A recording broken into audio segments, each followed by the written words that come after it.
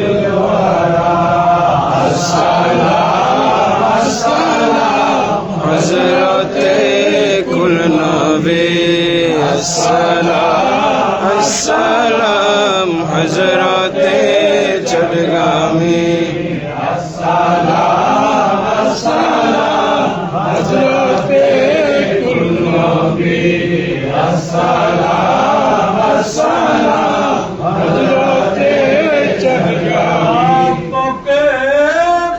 ہر غلام کیوں نہ جنتی اپنے دل کو بخشیا چلو زندگی السلام السلام حضرت کل نبی السلام السلام حضرت جلگامی السلام السلام حضرت کل نبی السلام السلام حضرت جلگامی اعوذ باللہ من الشیطان الرجیم بسم اللہ الرحمن الرحیم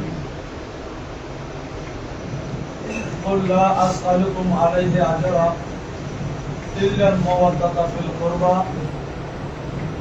صدق الله العظيم وصدق وبلغنا رسوله النبي الكريم ونحن على ذلك لمن الشاهدين والشاكرين والحمد لله رب العالمين رب صل وسلم وبارك عليه अंजुमाने नक्शबंदिया मुजद्दिदिया बांग्लादेश धर्मघोष दरबार शरीफ কর্তৃক আয়োজিত সিলসিলা আলিয়া নকশবন্দিয়া মুজদ্দিদিয়া আজিজিয়া রোহিনিয়া মাসুমিয়া ইসলামিয়া খানকার আয়োজিত পবিত্র ইয়মে আশুরা এবং শহদায়ে কারবালা রাদিয়াল্লাহু তাআলা মুআজ্জাইনের স্মরণে আজিম শান নুরানি ইমানি ইরফানি মাহফিলের সদরে মুকাররম आलम बरदार हकीकत मारिफत शेखुल अरब वल आजम सैयदुना सनदुना मावाना मर्जाना अल्लामा सरदम हुजूर मुबारक मदसिल अली अदम अल्लाहु फीज़ अलैना व अला साइरिल उम्मा इला यौमिल क़ियामा उपस्थित मुक़्तदर मुश्तहर मोतमद मुस्तनद हज़रात उलमाए अहले सुन्नत बिरादरान दीन मिल्लत व तरीक़त अस्सलामु अलैकुम व रहमतुल्लाहि व बरकातुहू रब्बुल आलमीনের আলিশান দরবারে লক্ষ কোটি শুকরিয়া আদায় করছি যে মহান জাতে বাবরকত আমাদের সকলকে হুজুর মুবারক মাদাজিলুল আলীর निर्देश क्रमे शहदाये करबला রাদিয়াল্লাহু তাআলা মুআজ্জাইনের স্মরণে এই নুরানি ইমানি ইরফানি মাহফিলে আসার কিছুক্ষণ যাবত সোহবত অর্জন করার তৌফিক আল্লাহ দান করেছেন। আমরা আল্লাহ তাবারক ওয়া তাআলার দরবারে শুকরিয়া আদায় করি, সবাই বলে আলহামদুলিল্লাহ। রব্বুল আলামিন আমাদের সকলের হাজিরে উপস্থিত हुजूर कायनात सल्लल्लाहु अलैहि वसल्लम रसूल अल्लाह कबूल करें आमीन। मुअज्जज़ हाज़रीन এই মুহররমুল হারাম পৃথিবীর জমিনে তশরিফ আনার পর হতে যে সবের এলাকায় ইমানদার দিনদার পরহেজগার সুন্নি মুসলমান রয়েছেন প্রত্যেকটা এলাকায় শহদায়ে কারবালা রাদিয়াল্লাহু তাআলা আনহুর আলোচনা হয়। ইমানদার মুসলমানরা সেটা শুনে তাদের ঈমানকে আমলকে মজবুত করে শক্তিশালী করে তার ধারাবাহিকতায় ইমাম হুসাইনের औलाद হুজুর মুবারকের নেতৃত্বে আজকে আমরাও যে আলে বাইত রাসূলের মুহাব্বতে প্রেমের জজবা নিয়ে এখানে বসেছি, আল্লাহর দরবার আমরা ফরিয়াদ করব হযরত کرامের উসিলায় আমাদের এই হাজিরিকে আল্লাহ কবুল করেন আমিন। মুআজ্জাজ হাজরিন, আলে বাইত রাসূল নবীর বংশ সম্পর্কে কোরআনের অনেক আয়াত আছে। আমি যে আয়াত করিমে তেলাওয়াত করেছি সেটা আপনারা অনেকে জানেন যে কুল্লা আসআলুকুম আলাইহি আজরা ইল্লাল মাওয়াদ্দাতা ফিল কুরবা। হে রাসূল, আপনি আপনার উম্মতদেরকে জানিয়ে দিন, বলে দিন লা আসআলুকুম আলাইহি আজরা, যে আমি রাসূল তোমাদেরকে অনেক নিয়ামত আল্লাহর ফজিলত থেকে এনে দান করে দিয়েছি। সুবহানাল্লাহ। এটা আমি রাসূল কোন বিনিময় তোমরা আমার কিছু উপকার করবা ওই সকল কিছু আমি চাই না। আমি দয়ার নবী হলাম যে উম্মতের জন্য আজীবন পরোপকারী বিনিময় চাই। সুবহানাল্লাহ। রাসূলুল্লাহ সাল্লাল্লাহু আলাইহি ওয়াসাল্লাম তো জীবনে চান নাই, আল্লাহ বলে আপনি চাইবেন না, এটা আমিও জানি, এরপর আপনি চাইবেন না। তবে একটা জিনিস আমি অনুরোধ করেছি, এটা চাইনি। আপনার উম্মত থেকে একটা জিনিস আপনি চান, ওদের কাছ থেকে তালাশ করেন, সেটা কি? ইল্লাল মাওয়াদ্দাতা ফিল কুরবা, যে পৃথিবীর জমিনের মধ্যে একটা জিনিসের ভালোবাসা মহব্বত আপনি উম্মত থেকে তালাশ করুন, সেই জিনিসটা হলো আপনি রাসূল পাকের যারা বংশধর আছে, আপনার যারা আহলে বাইত আছে, আপনার যারা গণনার লোক আছে, আপনার রক্ত সম্পর্ক যারা আত্মীয় আছে, এদের ভালোবাসাটা আপনি আপনার উম্মত থেকে সেই নিয়ে শুরু করেছেন।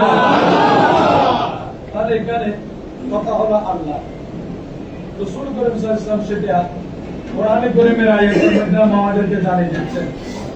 মুআজ্জিজ সাদরিন, আমি এই কথাটা বলতে চাচ্ছি কোরআনে কারীমের আয়াত থেকে যে আল্লাহ বলেছেন আপনি বলে দিন, আপনি কিছু চাইবেন না, একটা জিনিস চান, রাসূল পাক আপনার ওলাদের ভালোবাসা। তাহলে এখানে আল্লাহ বলতে আপনি বলেন, আপনি বলেন চান একটা জিনিস চান, তাহলে বোঝা যাচ্ছে একটা জিনিসের ঘাটতি আমাদের মাঝে হবে। আর আল্লাহ চাইবেন কেন? একটা জিনিসের ঘাটতি আমাদের মাঝে হবে না, আল্লাহ চাইলেন কেন বা চান কেন? রাসূলুল্লাহকে বলেন কেন? তাহলে আল্লাহর এলম, রাসূল পাকের এলমে এটা সৃষ্টি সম্পর্কে জানা আছে যে এমন একটা সময় আসবে নবীর বংশকে মানুষ মহব্বত করবে না, বা এদেরকে আক্রমণ করবে, এদেরকে আঘাত করবে। সেই কারণে কোরআন কারীমের মাধ্যমে আল্লাহ মেসেজটা দিয়ে যাচ্ছেন যে উম্মত যদি হওয়া যায়, আল্লাহর বান্দা যদি হতে হয়, নবীর উম্মত যদি হতে হয়, তাহলে নবী বংশের ভালোবাসা অবশ্যই এখানে যদি আমরা আরবি ডিকশনারি একটু গবেষণা করি, মহব্বত মানে ভালোবাসা, উলফত শব্দের অর্থ ভালোবাসা, আর উদুদ মুওয়াদ্দাত শব্দের অর্থ ভালোবাসা। কেউ কেউ এইভাবে ব্যাখ্যা করেছেন, মুওয়াদ্দাত এমন ভালোবাসাকে বলা হয় যেটা মানুষের কলব থেকে, মন থেকে, জ্ঞান থেকে এক সেকেন্ডের জন্য কখনো উঠো করা যায় না। ইমান যেভাবে লা ইলাহা ইল্লাল্লাহ মুহাম্মাদুর, আর এখানে ইসলামের যে পাঁচটি রকম আছে, নামাজ পড়বো ডেইলি 5 বার, এর বাইরে নয়। রোজা হবে বছর একবার, এর বাইরে নয়, যেটা ফরজ বলতেছি। যাকাত বছর একবার, টাকা আসলে সেটা সেই সময় দিতে হয়। যদি ভালো অবস্থা হয়, নিরাপত্তাকে আমরা আল্লাহর ঘরে গিয়ে হজ করবো, তাহলে বছর একবার, জীবন একবার হতে হয়। কিন্তু কয়েকটা জিনিস এটা সীমিত সময়ের জন্য নয়, বা আজকে আছে কালকে সেরকম নয়। মুওয়াদ্দাত বলা হয় এমন ভালোবাসা যেটা আপনার কলব থেকে এক সেকেন্ডের জন্য পৃথক করা যাবে না। সেই ধরনের ভালোবাসা আমার নবী আমাদের থেকে তালাশ করেছেন। সেই ভালোবাসাটা দিতে হবে আমার দয়াল নবীর বংশধরকে। এটার নাম হলো নবী বংশের প্রতি, নবীর আত্মীয়ের প্রতি ভালোবাসা এবং মহব্বত। আলহামদুলিল্লাহ, আল্লাহ আমাদের সকলকে কবুল করে নেন।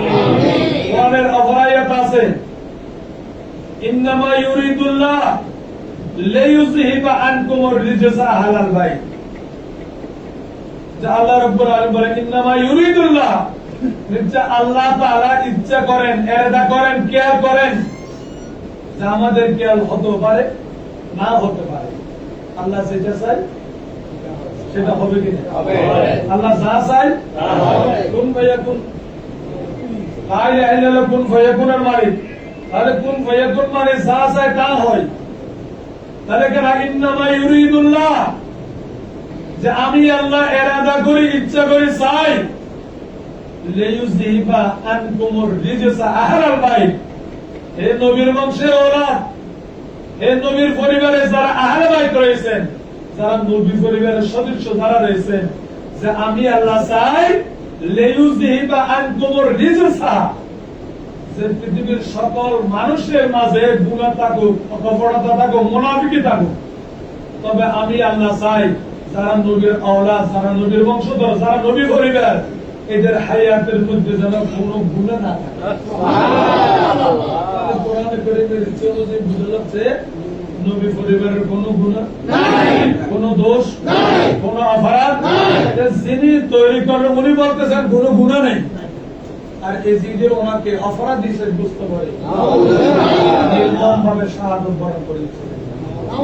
নির্মম ভাবে একজন মানুষকে ইচ্ছে করে দোষী বানিয়ে নির্মম ভাবে শাহাদত বরণ করানো, এটা মুসলমানের আলামত, এটা এজিদিদের আলামত, এটা নাসারাদের আলামত, ইহুদিদের আলামত। যে দোষীকে দোষী করা, সেই কাজটা পৃথিবীতে করেছিল সর্বপ্রথম এজিদ সম্ভব। নাউজুবিল্লাহ। আরেকটু জোরে বলি নাউজুবিল্লাহ। তাহলে আল্লাহ বলেন, তাহলে আল্লাহ রাব্বুল আলামিন এরাদা হলো, ইচ্ছা হলো যে আমি পাপ করি, কি হচ্ছে আল্লাহ আপনি আমরা সকলে পাপ করবো, আল্লাহর কিছু আসে যায় না। কিন্তু আল্লাহ রাব্বুল আলামিনের কুদরতের একটা নিশানা হলো যে আওলাদ রাসূল যারা হবে, নবী পরিবারের সদস্য যারা হবে, আল্লাহ নিজে আমি চাই এদেরকে গুনাহ থেকে মুক্ত রাখতে। গৌসুল আজম কোন নবী? উনি কোন নবী না, নবীর গোলাম। বলেন না নবীর গোলাম। তো নবীর গোলামের এই অবস্থা যদি হয় যে গৌসুল আজম কোন নবীর আয়াত এমন এমন ঘটনা আছে যে ওনার মুরিদদেরকে কবিরা গুনাহ করতে দেয় না। কবিরা গুনাহ করতে দেয় না। সজ্জান হুজুর রহমাতুল্লাহ আলাইহি যে কোন এক জায়গায় মেহমান হলেন, হযরত গৌসুল্লাহকে বলেছেন, হুজুর আমার একজন আত্মীয় আছে, আমি ওনার সাথে দেখা করে আপনার আবার চলে আসবো। হুজুর ফুফুর বাড়িতে গেলেন, আত্মীয়ের বাড়িতে গেলেন, দেখা করার পরে আদর করে বলেন, না বাবা যেতে পারবেন, আমার ভাতিজা থাকতে হবে। এখন হুজুরের সাথে বলতেছ দেখা করে চলে আসবো, ওখানে থাকার কথা না, বলে আসছো এভাবে, এটা গতানুগতিক কথা। কিন্তু ওখানে ঘুমালেন, দেখা গেল কিছুক্ষণ পরে গৌসুল আজম করলে সেখানে হবে। ইসলাম তুমি তো ওনার সাথে কথা বলে আমার সাথে চলে যাওয়ার কথা, এখানে মাঝখানে তুমি ঘুমাচ্ছে, এই ঘরে একটু মিথ্যা হয়ে যাচ্ছে, তুমি আমার দেখাটা একটা মাঝখানে একটা পর্দা হয়ে যাচ্ছে, সেইখানে আমি তোমাকে মিথ্যা কথা থেকে একটু মুক্ত করার জন্য দেখা দিই। তাহলে গৌসুল আজম কুল নবীর এরাদায় যদি মুরিদ কবিরা গুনাহ করতে না পারে, সুবহানাল্লাহ, মুরিদের কাছে গুনাহ আসতে না পারে, আল্লাহ যাকে ইচ্ছা করেন এরা কত পবিত্র হবে। আর গৌসুল আজম কুল নবী চাইছেন আমার ইসলামের কাছে কোনো স্পট থাকবে না, গুনাহের স্পট গৌসুল্লাহ ইসলামের কাছে থাকবে না।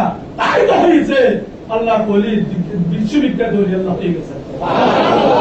যেখানে গৌসুল আজম কুল নবীর ইচ্ছাতে এই অবস্থা হয়, লা ইলাহা ইল্লাল্লাহ ইচ্ছা করেন যে আমার নবীর বংশের যারা আওলাদ আছে এদের হায়াতে, এদের জীবনের মধ্যে আমি আল্লাহ গুনাহটা, অপবাদটা, এই গুনার জিনিসটা, নাফাকিটা এদের হায়াতের মধ্যে থাকবে না। কত বিশাল পজিশন, যাদের ফ্যামিলির মধ্যে কোনো গুনাহ নেই। আর আলেমদের জমানে আপনারা হাজারবার শুনেছেন যে আমার আপনার মা বলতে হয় আমি আমার মায়ের গর্ভে আসার কারণে যে ওনার রক্তস্রাব বন্ধ হয়েছিল, আপনারও সেই ব্যবস্থা। কিন্তু পৃথিবীর জমিনে এই কারণে আমাদের শরীরের মাংস যেতে হয় সেটা মায়ের হায়েজের রক্তের কারণে হয়, এটা বন্ধ হয়ে যায় আমি আমার মায়ের গর্ভে আসার কারণে।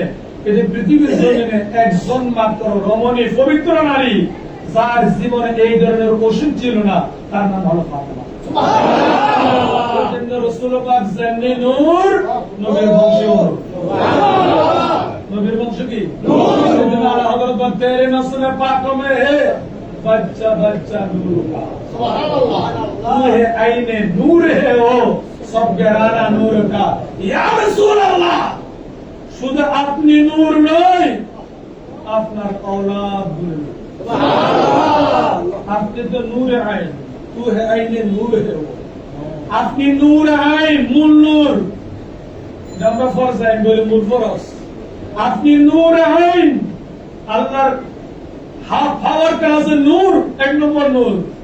আর আপনার প্রতি নিঃশ্বাসে আপনার औलाद যেগুলো আছে সবগুলো। সেই জন্য হুজুর কায়নাত সাল্লাল্লাহু আলাইহি ওয়াসাল্লামের বংশধররা তারা আল্লাহর কোরআনে কতভাবে তারিফ করতেছে। এদের ব্যাপারে বলতেছে আমি এদের হায়াতে, এদের জীবনে আমি গুনাহ রাখবো না। রিজিসের একটা তাফসীর এটাও আছে যে আমাদের মানুষের মাঝে অনেক সময় এমন গুনাহ আছে মনে মনে গুনাহ করে, নাই মনে মনে গুনাহ আছে কিনা, মুনাফিকি গুনাহ আছে কিনা। কিন্তু যারা নবীর ঘরানা, নবীর যারা আওলাদ, নবীর যারা বংশধর হয়, যারা রাসূল পাকের আওলাদ হন, নবীর বংশধর হন, এদের কলবটা এত পাক, এত পবিত্র, এত পাক এবং পবিত্র, এদের মুনাফিকের কোন চিহ্ন ওদের হায়াতে, ওদের নফসে, ওদের কলবে নেই। হুজুর পাক সাল্লাল্লাহু আলাইহি ওয়াসাল্লাম আরেকটা হাদিসে বলেন যে যে হে সাহাবায়ে কেরাম শুনো, আমার আহলে বাইতের, আমার আলীর মহব্বত যাদের কলবে আছে এরা মুমিন হয়ে মরবে, এরা মুনাফিক হয়ে মরবে না। এখন দেখেন মুনাফিকের একটি গুণ, মুনাফিকের কি কলবের গুণ, কিন্তু একজন মানুষ মুনাফিক হয়ে মরবে না, একজন মানুষ মুনাফিক হিসেবে মরবে না, ঈমান নিয়ে মরবে। কখন? যখন তার কলবে নবীর আহলে বাইতের মহব্বত থাকে। তাদের মহব্বত থাকলে মুনাফিকি কাছে যায় না, নাফাকি কাছে যায় না। যাদের মহব্বত থাকলে, যাদের ভালোবাসা থাকলে গুনার কাছে যায় না, ঈমান নিয়ে মরতে পারে। তাহলে এদের মহব্বতের যদি ঈমান নসিব হয় তাহলে এরা কত বড় উচ্চ মকামে আছে। তাহলে এদের কাছে মুনাফিকদের টাকার কোনো সুযোগ নাই, বলি না। তাহলে এটা একটু কোরআনের আয়াত দিয়ে বললাম। তৃতীয় নম্বর কোরআনের আয়াত, মারাজাল বাহরাইন ইয়ালতাকিয়ান। আল্লাহ রাব্বুল আলামিন কোরআনে ইরশাদ করতেছেন, মারাজাল বাহরাইন, যে দুটি সাগর চলাচল শুরু করে দিল। এখানে আমি দীর্ঘ আলোচনা দিকে যাচ্ছি না, তাফসীরের মধ্যে আছে এখানে দুই সাগর বলতে কাকে বোঝানো হয়েছে? দুটি সাগর চললো, অথবা দুটি সাগর ঢেউ মারলো, দুটি সাগর তরঙ্গায়িত হলো। এখন মুফাসসিরিন এখানে বলতেছে এখানে দুই সাগর, দুইটি সাগর, দুই সাগর তরঙ্গ দিচ্ছে, এটা কোন সাগর? সাগর তো দুটি না, সাগর তো অনেক আছে। এখানে শুধু দুটি সাগরের কথা আছে। আর মুফাসসিরিন বলতে যদি তরঙ্গের যে সাগর তরঙ্গ ঢেউ মারে, এরকম সাগর তো দুটি না, আরো অনেক আছে। তাহলে এখানে কোন সাগরের কথা আল্লাহ বলেছেন? তাহলে এখানে মুফাসসিরিন কেরাম বলেন এখানে দুই সাগর বলতে একটা সাগরের নাম মৌলা আলী শের হুদা, আরেকটা সাগরের নাম মা ফাতেমা। দুই সাগর একসাথে ঢেউ মারতেছে, তরঙ্গ দিল। কেউ নবুয়তের পাওয়ার নিয়ে কেউ উঠতেছে, আর কেউ বেলাইতের পাওয়ার নিয়ে উঠতেছে। মারাজাল বাহরাইন ইয়ালতাকিয়ান, দুই সাগর একসাথে মিলে গেল, একসাথে মিলে কেউ মারতেছে। বাইনাহুমা বারযাখুল লা ইয়াবগিয়ান। আল্লাহ বলতেছেন দুই সাগর এমন জোরে ঢেউ মারতেছে যে এক সাগর চাচ্ছে আরেক সাগরকে টানার জন্য। আমার কি হতো, উনি ডুবে যাবে, আবার এই সাগর বলতে আমার পাওয়ারে ওই ডুবে যাবে। কিন্তু আল্লাহ বলতেন দুই সাগরের যে তুমুল অবস্থা, একের পর এক ডুবে যাবে, ডুবে যাবে, একজন আরেকজনকে আয়ত্তে নিয়ে আসবে, গ্রাস করবে। বাইনাহুমা বারযাখ, না সম্ভব হবে না। দুই সাগরের মাঝে আমি আল্লাহ একটা বরজখ রেখে দিলাম। বরজখের তরজমা পরে শুনেন। আমি দুই সাগরকে কন্ট্রোল করার জন্য একটা জিনিস রেখে দিলাম, এই জিনিসটার নাম হলো বরজখ। ওই বরজখের কারণে এই সাগর ওদিকে যাওয়ার ক্ষমতা নাই, ওই সাগর ওদিকে যাওয়ার ক্ষমতা। বলতেছে এই দুই সাগরের কন্ট্রোলার, দুই সাগরকে যিনি কন্ট্রোল করে, দুই সাগরকে যিনি হাতের মুঠোর মধ্যে মুভ করে রাখে, ওই সাগরের নাম হলো হুজুর কায়নাত সাল্লাল্লাহু আলাইহি ওয়াসাল্লাম।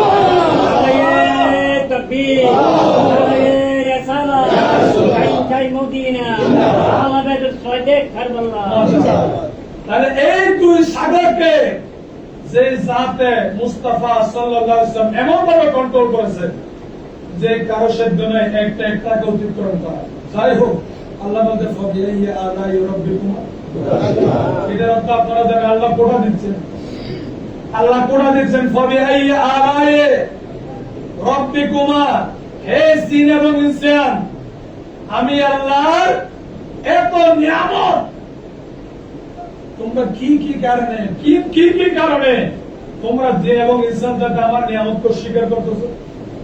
তাহলে আল্লাহ মারাজাল বাহরাইন ইয়ালতাকিয়ান বাইনাহুমা বারযাখুল লা ইয়াবগিয়ান বলে আল্লাহ কোটা দিচ্ছেন, আল্লাহ কোটা দিচ্ছেন। কি বুঝা গেল? তাহলে ইমাম হুসাইন যেভাবে আল্লাহর নিয়ামত, ইমাম হাসান আল্লাহর নিয়ামত, মৌলা আলী আল্লাহর নিয়ামত, হযরত মা ফাতেমা আল্লাহর নিয়ামত, কামলে ওয়ালা নবী আল্লাহর নিয়ামতে উসমা। সুবহানাল্লাহ। তাহলে না হলো আল্লাহ কোটা দিতেন না। তাহলে বুঝা গেল আল্লাহ আমাদেরকে যত নিয়ামত দিয়েছেন তার মধ্যে ইমাম হাসান হোসেন নবীর বংশধর হলো আমাদের জন্য নিয়ামত। হুজুর মুবারকের ওয়াজ আপনারা অনেকবার শুনেছেন যে রাসূল পাক বলেন মাসালু আহলে বাইত কাসাফিনাতুন নূহ, আমার আহলে বাইত হলো নূহ আলাইহিস সালামের কিস্তির মতো। সুবহানাল্লাহ। আমার আহলে বাইত হলো, আমার বংশধর হলো নূহ আলাইহিস সালামের কিস্তির মতো। যারা ওই কিস্তির মধ্যে যারা আরোহণ করবে তারা জান্নাতে যাবে, আর ওই কিস্তিতে যারা আরোহণ করবে না তারা জাহান্নামে যাবে, ডুবে মরবে। তাহলে উম্মতার মুহাম্মদের জন্য জান্নাতে যাওয়ার সর্বশ্রেষ্ঠ একটা কিস্তির নাম হলো, জাহাজের নাম হলো আহলে বাইত। সেজন্য আহলে বাইত রাসূলের তারিখে সফিনায়ে নূহ, সফিনায়ে মুহাম্মদ, এটা আহলে বাইত রাসূলের সাথে যে সকল কিতাব লেখা আছে, মারকাম ওয়ালা নবীর জাহাজ, কিস্তি রাসূল কায়নাত, রাসূল পাকের কিস্তি। এখানে অনেক হাজারাত কিরাম এটার কিতাব লিখেছেন। তার মধ্যে এখানে যে নূহ, সফিনায়ে নূহ থেকে শুরু করে অনেক কিছু বলেছেন।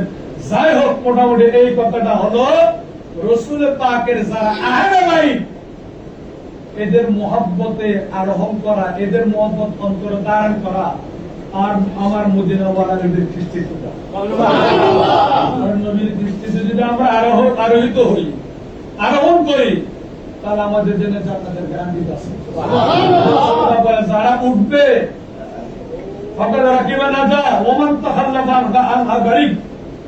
যারা ওখানে আরোহণ করবে তারা জান্নাতি, আর যারা সেখানে যাবে তারা জাহান্নামী। তাহলে এইখানে কোরআনে গেলে আল্লাহ ফাবিআইয়ি আলায়ে রাব্বিকুমা তুকাযিবান, আল্লাহ কোটা দিচ্ছেন কি কারণে তোমরা আমার নিয়ামতকে স্বীকার করতেছো। তাহলে এই কোরআনের আয়াত থেকে বোঝা গেল আল্লাহ আমাদেরকে সব কিছু কোটা দেন না, কিন্তু আহলে বাইত সম্পর্কে আল্লাহ আমাদেরকে কোটা দিচ্ছে।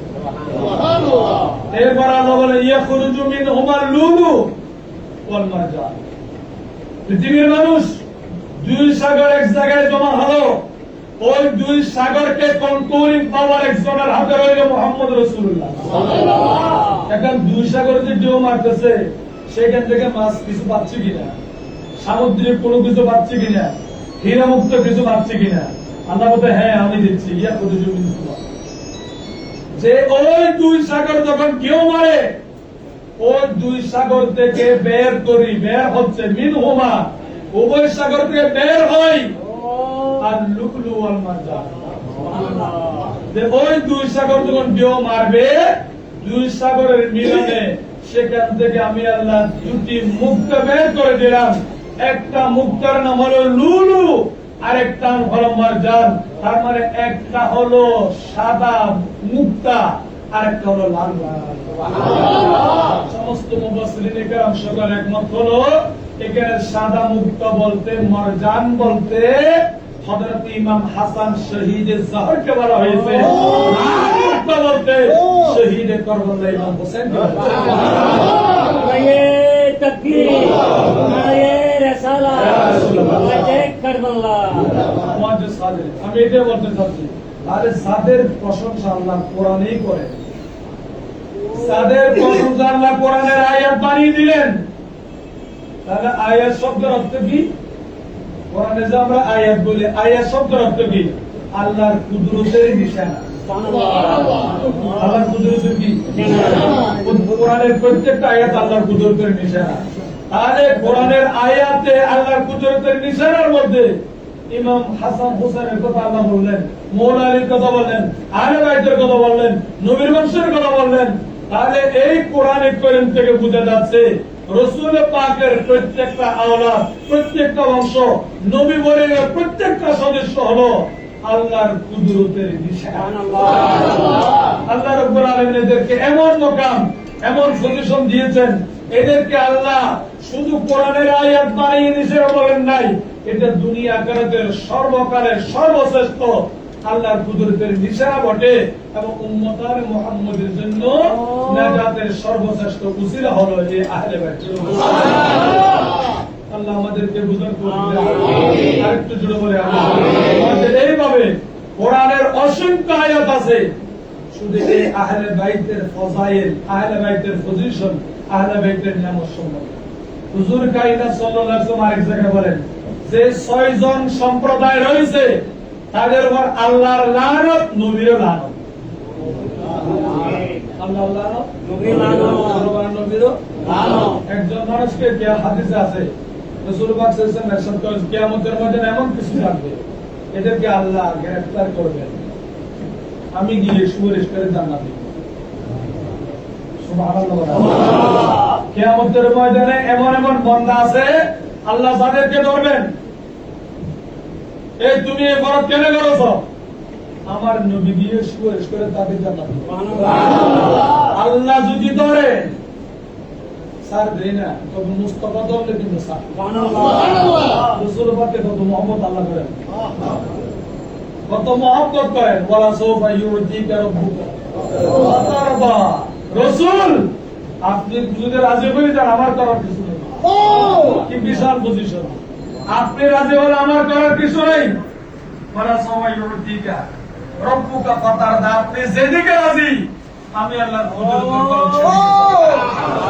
এটা হুজুর কায়নাত সাহেবের আসমত, রাসূল পাকের পজিশন। তো হুজুর কায়নাত সাল্লাল্লাহু তাআলা আলাইহি ওয়াসাল্লাম বলেন যে 6 ধরনের মানুষ আছে, 6 ধরনের মানুষের উপর আল্লাহর লানত, আমি নবীর লানত।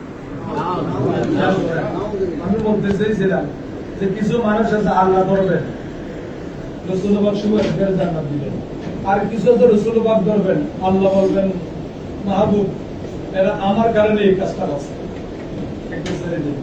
তাহলে মাঝে মধ্যে আল্লাহ যদি ধরে রসুল ছাড়াবে, আর রসুল পাক ধরে আল্লাহ মাঝে মধ্যে পারে একটু মুক্ত করবেন।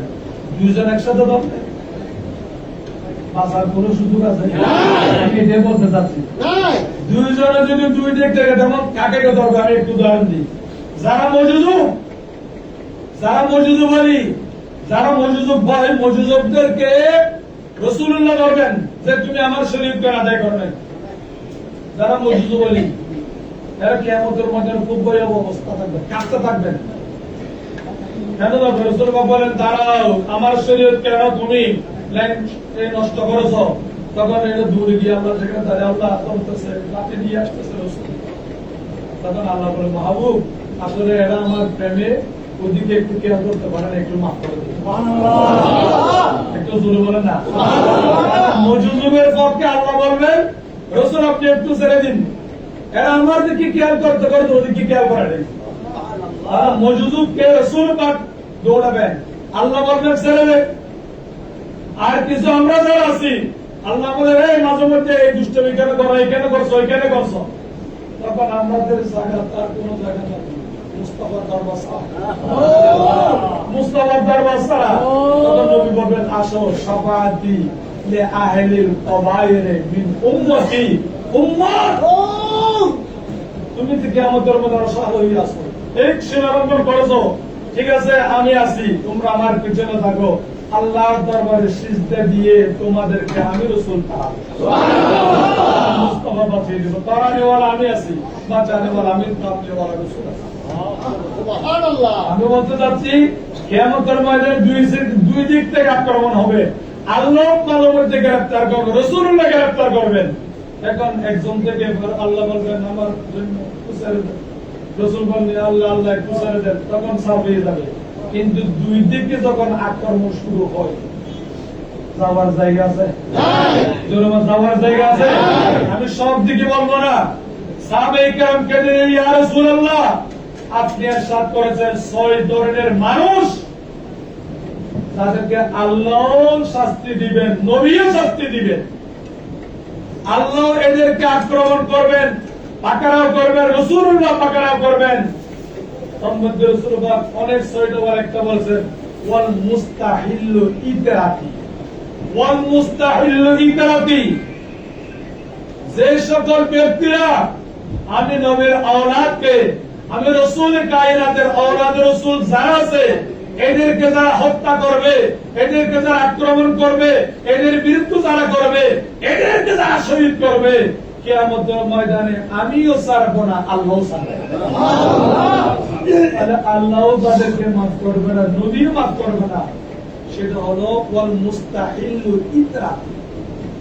ওয়াল মুস্তাহিল্লু ইতাতি, রাসূল পাক বলেন আমার বংশধরের রক্তকে কেউ যদি হালাল করে, আমার বংশধরের তাজিমকে যদি কেউ হালাল মনে করে, আমার বংশধরের ইজ্জতকে কেউ যদি হালাল মনে করে, তাহলে ওই ব্যক্তিদেরকে আমি আমার আল্লাহ তো ছাড়বে না, আমি নবীও ছাড়ব না।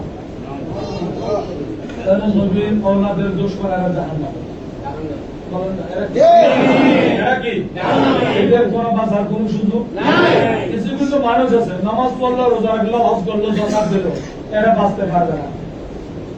এরা বাঁচতে পারবে না। যারা আওলাদ রাসূলের রক্তকে যারা হালাল মনে করে, এদের আঘাতকে বৈধ মনে করে, এদের জন্য দুনিয়াতে নাই, আখিরাতে নাই। লা নসিব লাহুম ফিদ দুনিয়া ওয়াল আখিরাহ, দুনিয়াও তো নাই, আখিরাতেও নাই। এইরকম একটা সম্প্রদায়ের নাম হলো এজিদি সম্প্রদায়। কি সম্প্রদায়? এখনো বাংলাদেশে এজিদি আছে, বলেন না? আছে। বলো তো এজিদকে গালি দেবো না, নাউযুবিল্লাহ, দোষারোপ করা যাবে না। নাউযুবিল্লাহ, ফাসাদ তো নামাজ পড়তো, মানে আহলে কিবলা ছিল, নাউযুবিল্লাহ বলেন না। আহলে মানে কিবলাকে কিবলা মানতো, কাবাকে কাবা মানতো, কোরআনকেও মানতো। এই একটা অপরাধ করেছে ইমাম হোসেনকে রাষ্ট্রদ্রোহিতার কারণে আক্রমণ, এই ধরনের সাহাবাকে। কিন্তু মুহররমের 10 তারিখ তো ফজরের সময় ফজরের আযান দিয়ে নামাজ পড়তে হবে, সেই মুহররমের 10 তারিখ আলোচনা করে এসেছে। আমাদের বাংলাদেশে নিত্য নতুন কত শাইখ আছে না, শাকটা কতগুলি আছে, ওই শাকের মুখ থেকে আওয়াজ বের হয়, এজিদকে বন্ধ করা যাবে না। সেই দিনটা এটা বলা ছিল যে ইমাম হোসেনের জন্য একটু থামো, এটা দরকার ছিল। জুমার দিন জুমার নামাজ না পড়ে যদি বলা হয় ফজর নামাজ কেন পড়ো নাই, তাহলে জুমার নামাজ আসছে তুমি আজকে 10 মুহররম, মুহররমে ইমাম হোসেনের কথা বলতে হবে, মুহররমে ইমাম হোসেনের কথা বলতে হবে। আমি গৌসুল আজম নবীর ওরসে গেছি, ওনার কিছু বললাম না, তার কত বড় নাফরমান। যার বাদে হচ্ছে তার সম্পর্কে কিছু তো বলতে হবে। এটাই তো যে মিলাদুন নবীতে আসলাম, নবীর কিছু বললাম না, ইমাম হুসাইনের মাহফিলে আসলাম, হুসাইনের তারিফ না করে এই দিন তারিফ শুরু করে দিল। এরকম আছে কিনা? তাহলে বুঝতে পারলো এরা এজিদি, এরা কি? এরা কি? তাহলে এজিদিও আছে বাংলাদেশে। আমরা সবচেয়ে বড় ভাগ্যবান এই কারণে আমরা হুসাইনি, আমাদের দরবারও হুসাইনি। বলেন না, আমাদের প্রতি বছর হুজুর মুবারক এত অসুস্থ, আপনারা যারা হুজুর মেডিকেল থেকে আসেন, আপনারা অনেকে জানেন, হুজুর না আমি সৌদাই করবো না, মাঝে থাকবো, তোমরা ডাক্তাররা আমাকে রোগ ধারণা তোমাদের দেওয়া, আমি কোন আইন মানি না। ইমাম হোসেন কোন আইন মানে না, রক্ত দিলেন। আমিও আহলে বাইত রাসূলের শানে আমার মুরিদদেরকে আমি যাবো, মরবো, ইমাম হোসেনের মাহফিল শুরু করবো।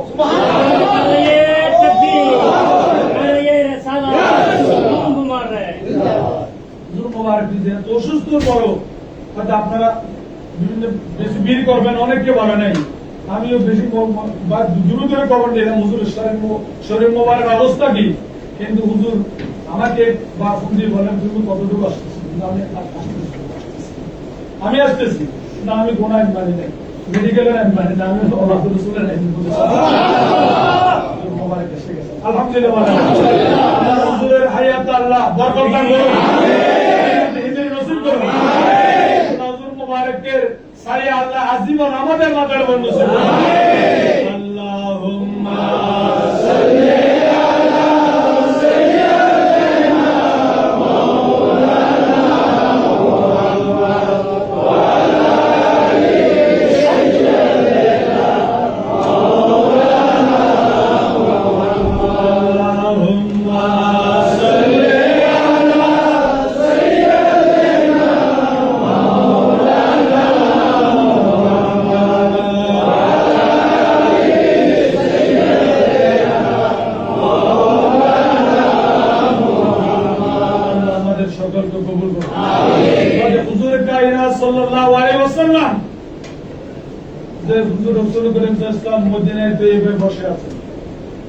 হঠাৎ করে জিবরিল আলাইহিস সালাম হাজির। রাসূল পাকের কোলে দুইজন নূরানী শিশু ছিল, একজন হলো রাসূল পাকের ছেলে হযরত ইব্রাহিম রাদিয়াল্লাহু তাআলা, অপর রান মুবারকে হযরত ইমাম হুসাইন রাদিয়াল্লাহু তাআলা। সুবহানাল্লাহ। জিবরিল আলাইহিস সালাম হাজির, ইয়া রাসূলুল্লাহ, আল্লাহ আপনাকে সালাম দিলেন। সুবহানাল্লাহ। জিবরিল এসে আল্লাহ আপনাকে সালাম দিলেন, সালামের পর একটা জিনিস চাইলেন, আপনার দুই নূরানি শিশু নিয়ে খেলতেছেন। এখন এখান থেকে আল্লাহ একটা চাচ্ছেন, আপনি কি বলবেন, আমি কি করবো?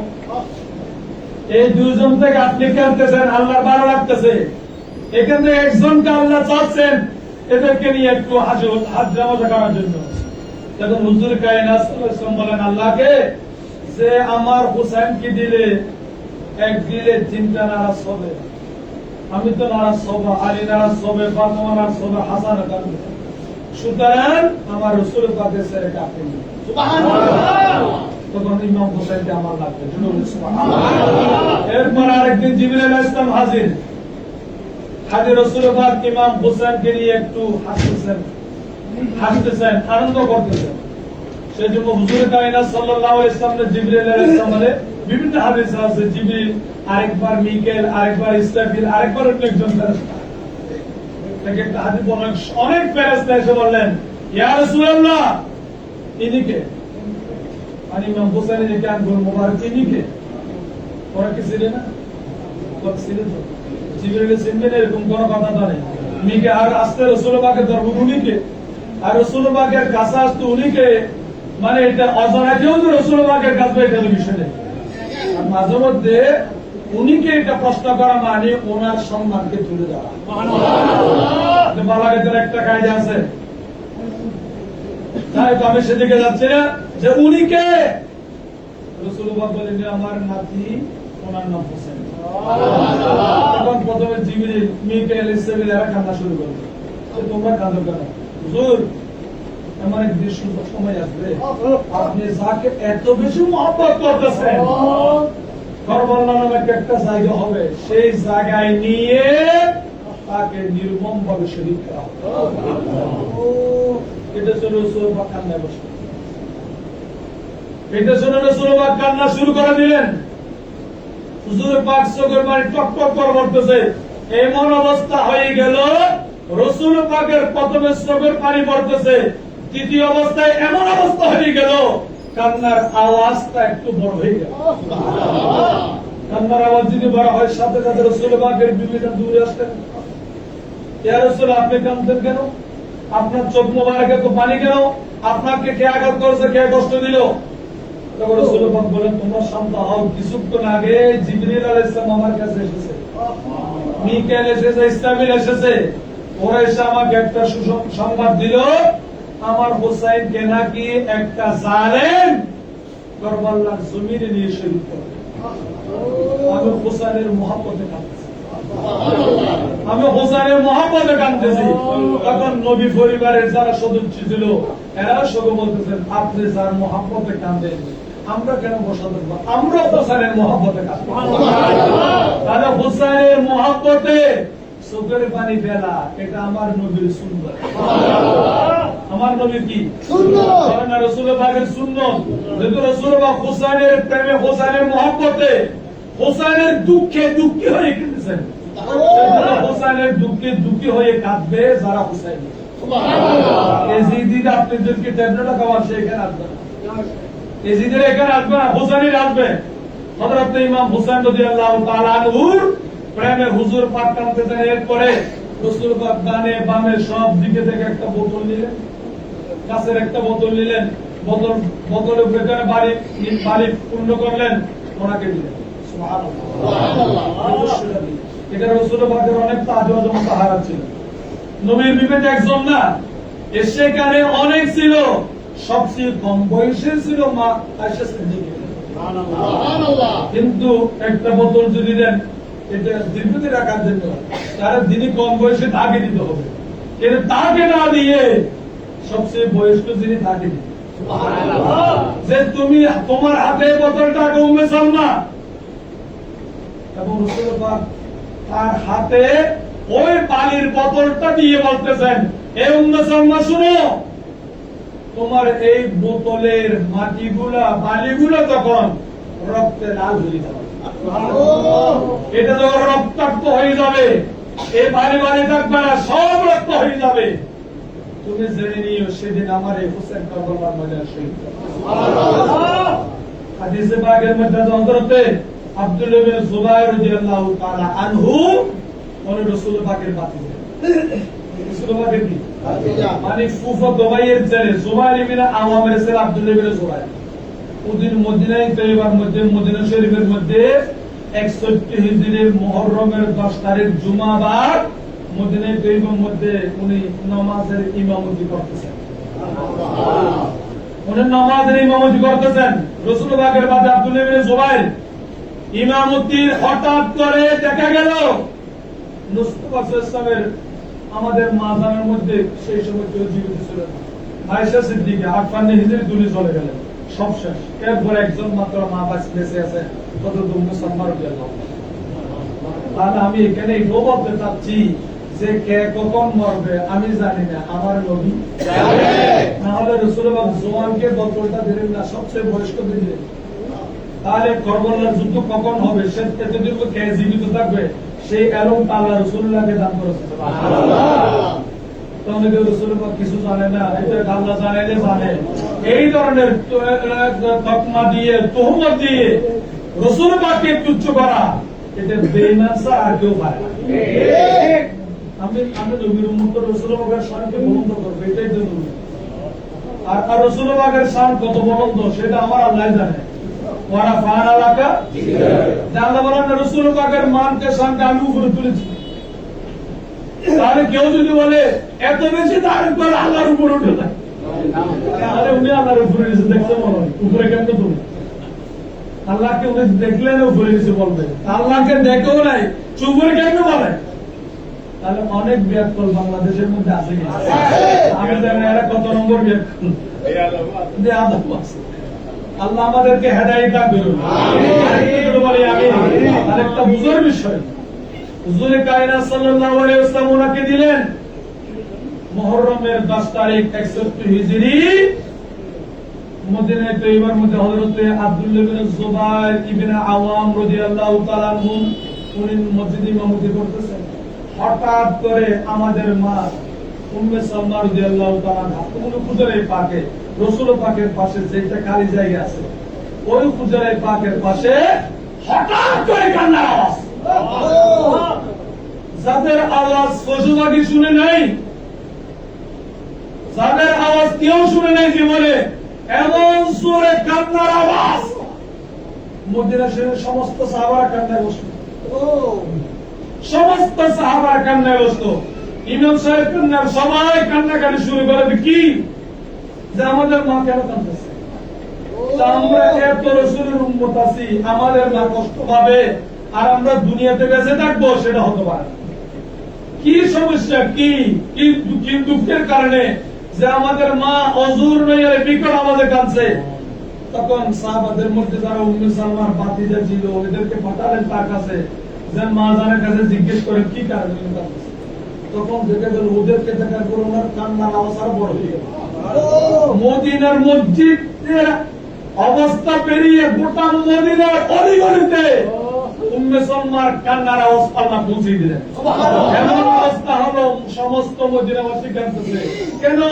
মা যদি কান্নাকাটি করে ছেলের কান্না তেমন হবে। আমরা ছেলে দাবি করলো আমাদের অত মহব্বত নাই যত মহব্বত নবী সাহাবাদের নবী পরিবারের প্রতি আছে। এত জোরে মদিনার অলিগলিতে কান্নার আওয়াজ, বিশাল কান্নার রোল। তখন ওরা গিয়ে জিজ্ঞেস করলো মা আপনি কাঁদেন কেন? সমস্ত মদিনার সাহাবা কাঁদতেছে। ওরা নামাজ কেউ পড়েছে কেউ পড়ে নাই, কান্নার আওয়াজে আপনার সাথে শামিল হচ্ছে, রহস্যটা কি? তখন উনি বললেন এই ভাতিজারা তোমরা মদিনার সাহাবাদেরকে বলো, মদিনার সাহাবাদেরকে বলো আমি হঠাৎ করে এখানে মসজিদে নববীতে জামাত হচ্ছে, নামাজ হচ্ছে, আমার একটা তন্দ্রা ভাবে সেগুলো আমি এই ঘুমের মধ্যে দেখতেছি আমার মদিনা ওয়ালা নবী দেখতেছে রাসূল পাক সারা শরীর রক্ত। আমার নবীর শরীর মোবারকে বানিয়ে বানি, আমার নবীকে কে যেন মেরে রক্ত, আমার রাসূলুল্লাহকে কে যেন টুকরো টুকরো করে ফেলছে। রাসূল পাক সমস্ত শরীর রক্ত মোবারক নিয়ে বিলাপ শুনে কেঁদে কেঁদে হোসেন হোসেন বলে কাঁদতেছে। আমি দৌড়ে গেলাম, ইয়া রাসূলুল্লাহ আপনি কাঁদেন কেন? ইয়া রাসূলুল্লাহ আপনাকে কে রক্তাক্ত করেছে? আপনার শরীরে এত বালি কেন? এত বালি তো রক্ত নিয়ে আপনার শরীরে মাখার কোন পৃথিবীর কারো সাধ্য নেই, এটা আপনাকে কে করেছে? তবে রাসূলুল্লাহ কেঁদে বলছেন, শহীদতু কতলাল হুসাইনে আলেবা, শহীদতু কতলাল হুসাইনে আলেবা। উম্মে সালমান তুমি ঘুমিয়ে আছো, আল্লাহর কসম আমি মদিনার রওজাতে ছিলাম না, আমি কারবালায় ছিলাম।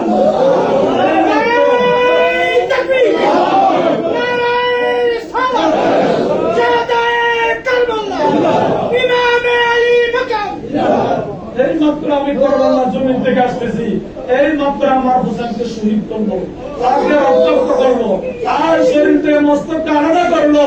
আমার হোসেনকে বুকে জড়িয়ে ধরে আমার হোসেন কারবালার মধ্যে এইভাবে ছটফট ছটফট করেছে। তুমি দেখতেছো এই রক্ত হুসাইনের, এই সমস্ত মাটি ইমাম হুসাইনের, এই বাড়িগুলো হুসাইনের শরীর মোবারকের বালু। আমি আসতেছি সরাসরি কারবালার ময়দানে।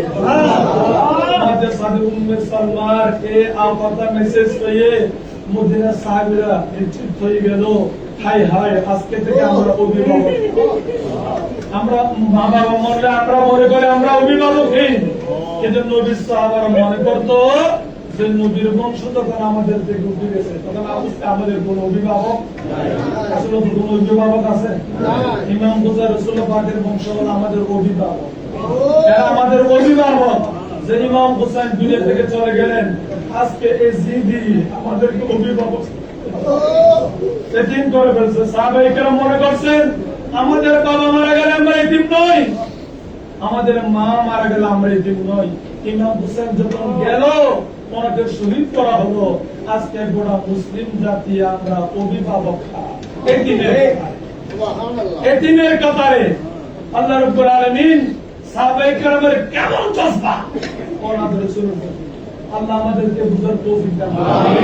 এটা হলো হাদিসে রাসূলুল্লাহ পাকের যেটা আছে, উম্মে সালমা মদিনায় বসে বর্ণনা করতেছেন।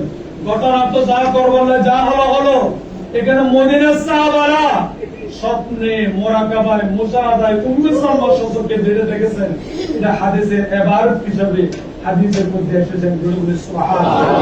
এইভাবে পরবর্তী কারবালার ময়দানে যারা ছিল, কারবালার ময়দানে যারা ছিল, হযরত ইমাম জয়নুল আবদিন রাদিয়াল্লাহু তাআলা আল্লাহ ওনাকে কেন রেখেছেন সেটা আল্লাহর কুদরতের মর্জি।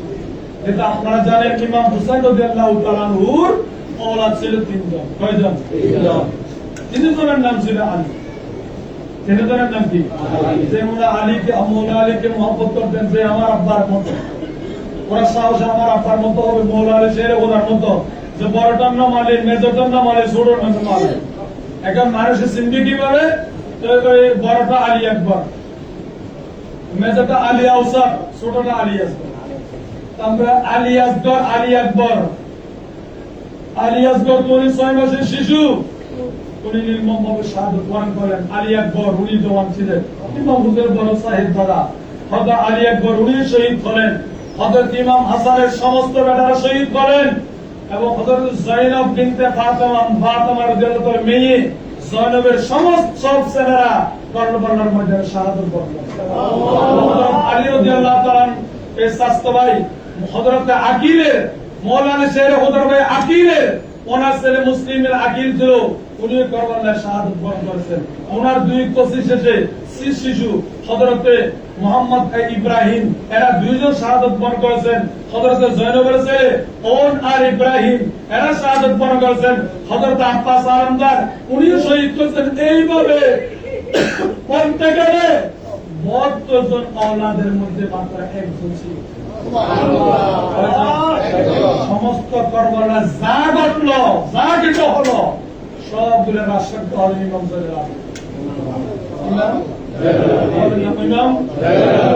বললাম আলী আউসা, কিন্তু জয়নুল আবদিন গোটা পৃথিবীর আদবে কেউ নাম ধরে নাই, আদবের কারণে কেউ নাম ধরে নাই।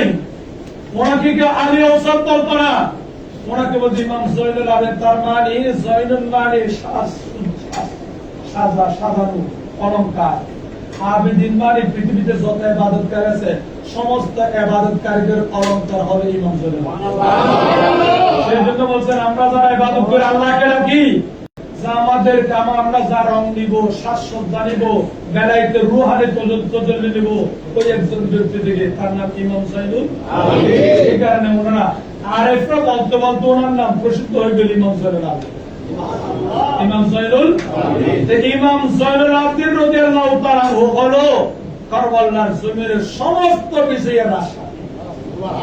রাসূল পাক মদিনায় যখন যুদ্ধ শেষ, উনি সব শেষে মদিনায় যখন ছিলেন, উনি কিতাব বলতেছে কারবালার যুদ্ধ শেষে অনেকদিন পরে কুফা শহর, বিভিন্ন শহর হয়ে বন্দী সব শেষে যখন মদিনায় পৌঁছলেন, উনি কেঁদে কেঁদে দাঁড়িয়ে দাঁড়িয়ে সমস্ত ঘটনা রাসূলুল্লাহকে বুঝিয়ে দিতেন।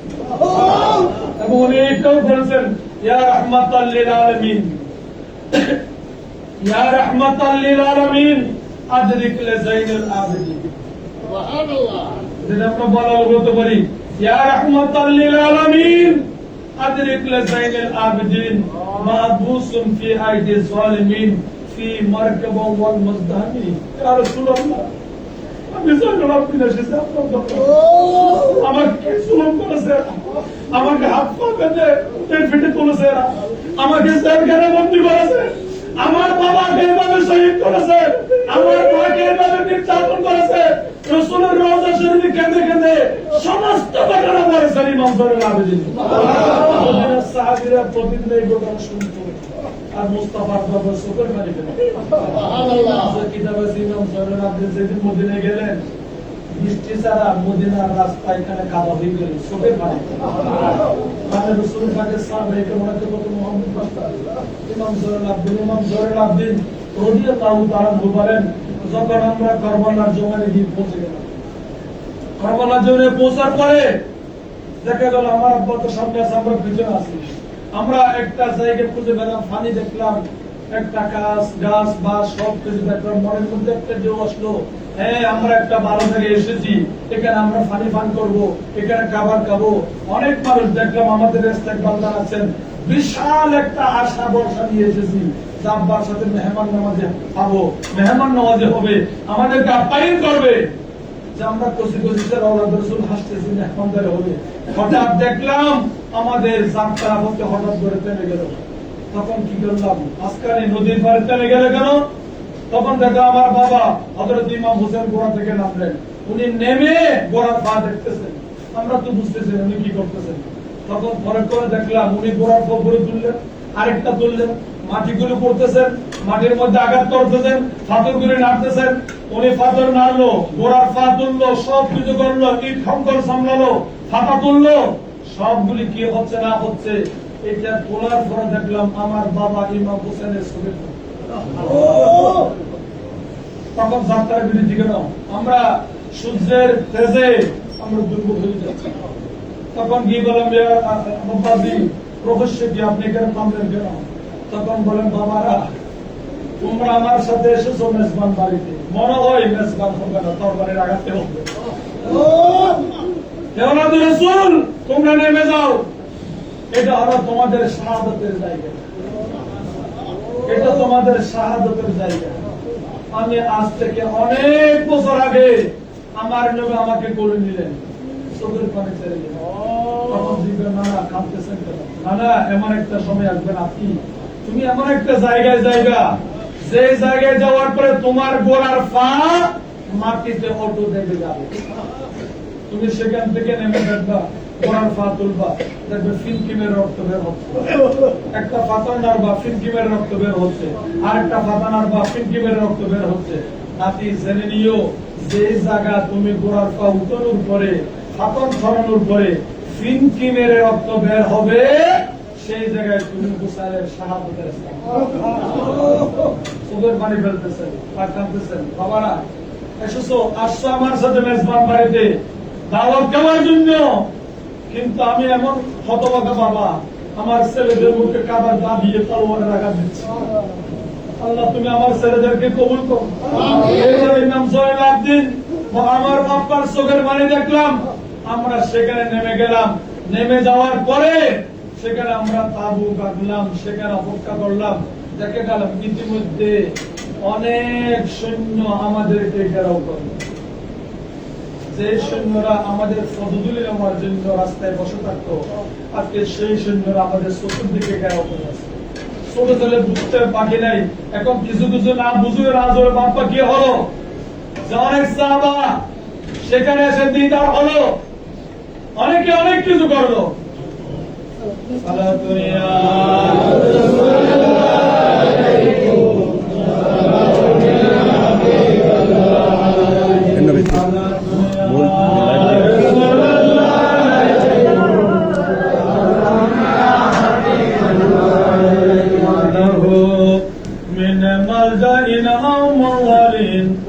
غير باب سيد مولى الأجل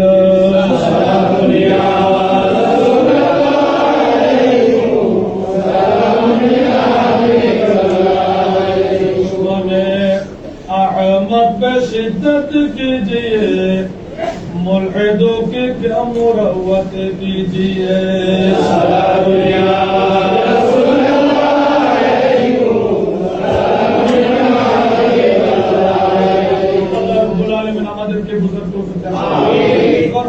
ইমাম হোসেন রাদিয়াল্লাহু তাআলা আনহু ওই কারবালার জমিনে পৌঁছার পরে সেখানে এনে তাবু গাড়লেন, এখানে তাবু স্থাপন করলেন, চতুর্দিক থেকে এজিদের সৈন্যরা সেখানে করলেন।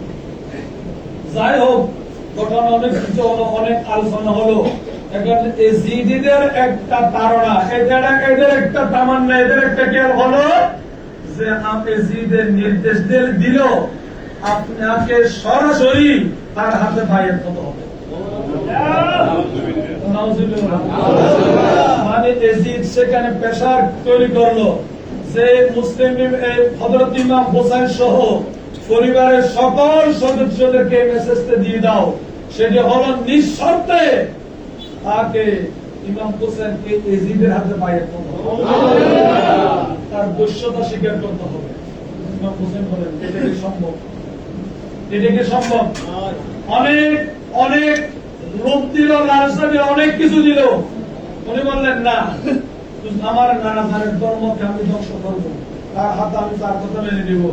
যাক, যদি ইসলাম ধর্ম চাই আমার রক্ত দিয়ে এটাকে যদি একটু শেষ দিতে হয়, আমি শেষ দিব রক্ত দিয়ে। এরপরে নানা ধানের দিনকে আমি নষ্ট করব। আর আমি মনে করতে চাই, যদি নাতি যদি পৃথিবীতে পেয়ে থাকে নানার আদর্শের উপর, ইমাম মুনজার চাই করে আমার নানা ধানের এই দিনকে যদি বাঁচাতে হয়, যত রক্ত আমি দিব, আমার নানার দিনকে আমি কালিমা যুক্ত হতে দিব, এটাকে আমি পবিত্র রাখবো। পৃথিবীর জমিনের মধ্যে যে কোরবানি ইমাম হুসাইন দিয়েছেন পৃথিবীতে বিরল। এরপর যাই হোক, ইমাম হুসাইন আলাইহিস সালাতু ওয়াস সালাম অনেক কিছু তাদেরকে বললেন, তোমরা সব মানবো ফলে, তবে আমাকে হয়তো মদিনায় যাওয়ার সুযোগ দাও, নতুবা আমি সরাসরি এজিদের সাথে আলোচনা করব। কারণ উনি তো আমার আপনার মতো না। উনি বলেন আমি শেরে খোদার বংশ, রসুল বা হুজুর মোবারক যেটা আগে বললেন, ওনার আরেকটা নাম শবীহে মুস্তাফা। শবীহে মুস্তাফা ইমাম হুসাইন রাদিয়াল্লাহু তাআলা দেখতে শুনতে হুবহু রাসূল পাকের আকৃতি। এই জন্য মদিনার সাহাবারা বলছেন আমরা এতিম কেন? নবীর ছায়া যাকে দিয়েছেন শবীহ পেয়েছেন ইমাম হুসাইন। যদি চলে যায় তো সমস্ত সাহাবা এতিম তেমন হবে।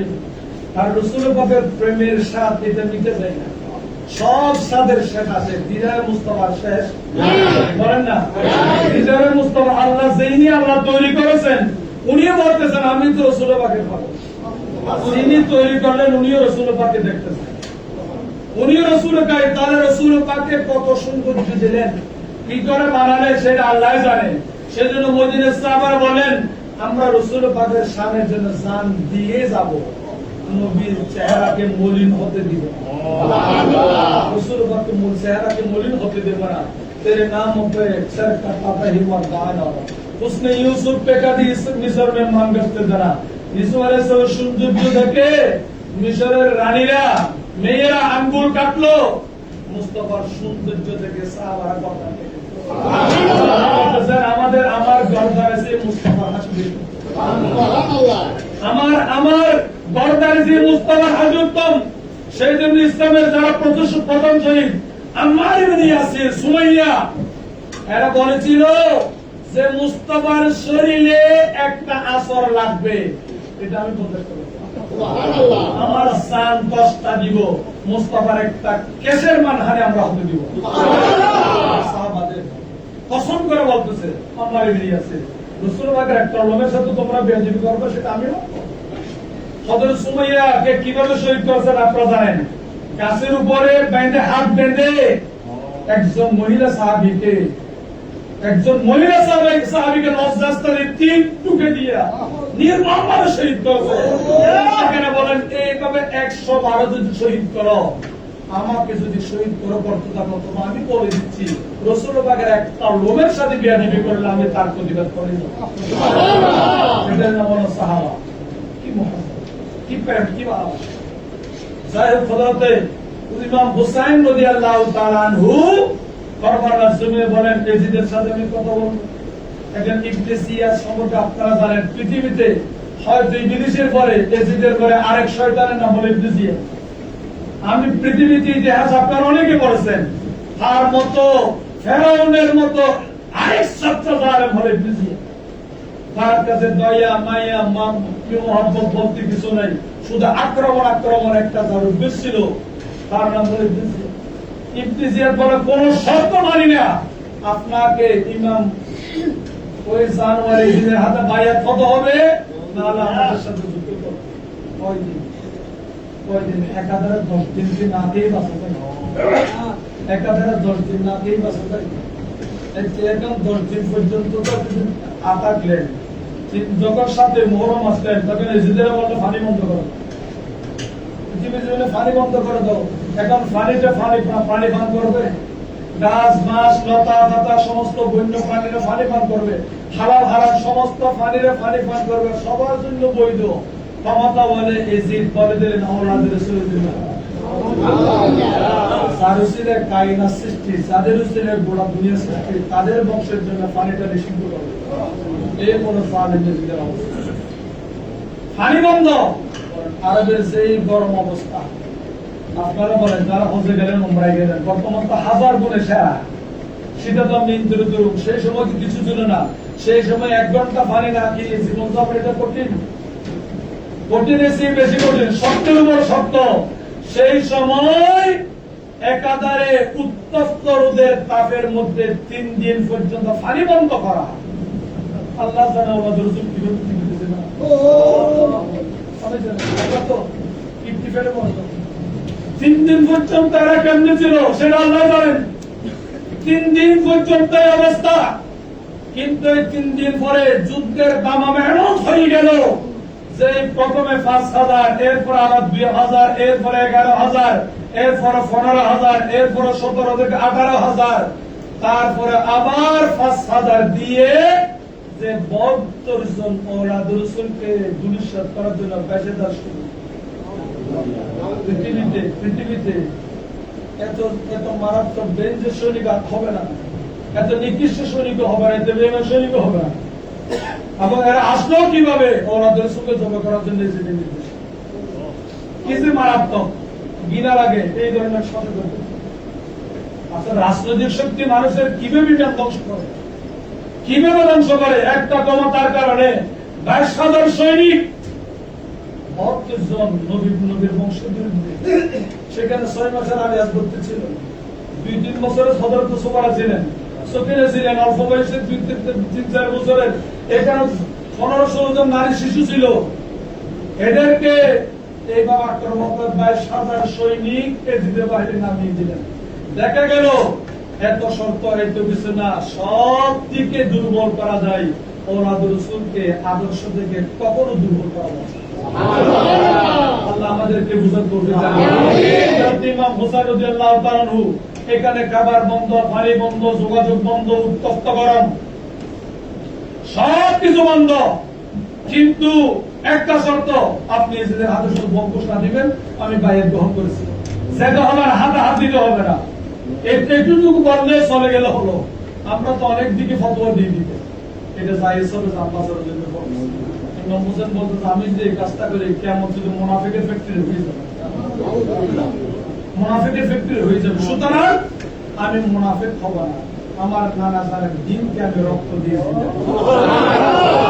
সিদ্ধান্ত।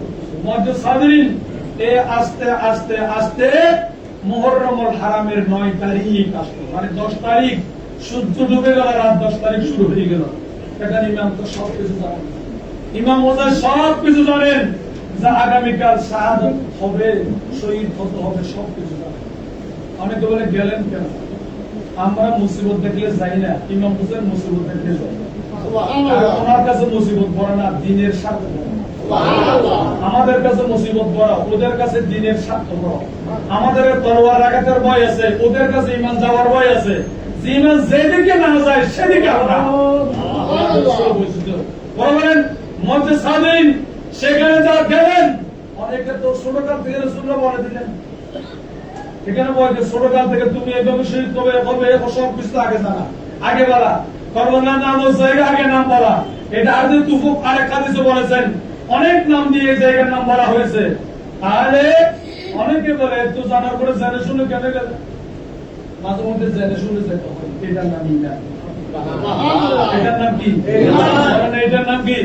হযরত ইমাম হুসাইন রাদিয়াল্লাহু তাআলা আনহু এইভাবে 9 মুহররম দিন শেষ, 10ই মুহররম সূর্য যখন ডুবে গেল, 10ই মুহররম ইমাম হুসাইনকে স্বাগত জানাতে রাতে মাগরিবের নামাজ শেষ, আওলাদ রাসূল সবাইকে ডাকলেন। বাহির থেকে 10 জন গেল, 82 জন, সবাইকে ডাকলেন, ডেকে বললেন, একটা ওয়াজ করলেন যে আমি, তোমরা আমাকে দেখেছো, আমি তোমাদেরকে দেখেছি, তবে এতটুকু জানো কিয়ামতের ময়দানে আমি তোমাদের ছাড়া জান্নাতে যাব। এবং আমি তোমাদেরকে একটা মেসেজ দিতে চাই, ইমাম হোসেন বলতেছেন, তোমরা যেদিকে পারো সেদিকে পারো, চলে যাও, চলে যাও। এরা আমার রক্তের জন্য পাগল। আওলাদ রাসূল যারা আছো, তোমরা যে কোনো কৌশলে ডরে বাইরে গিয়ে আশ্রয় নাও, আমি মাফ করে দিলাম, কোন সমস্যা হবে না, কিয়ামতের ময়দানে আমি তোমাদের সুপারিশ করব।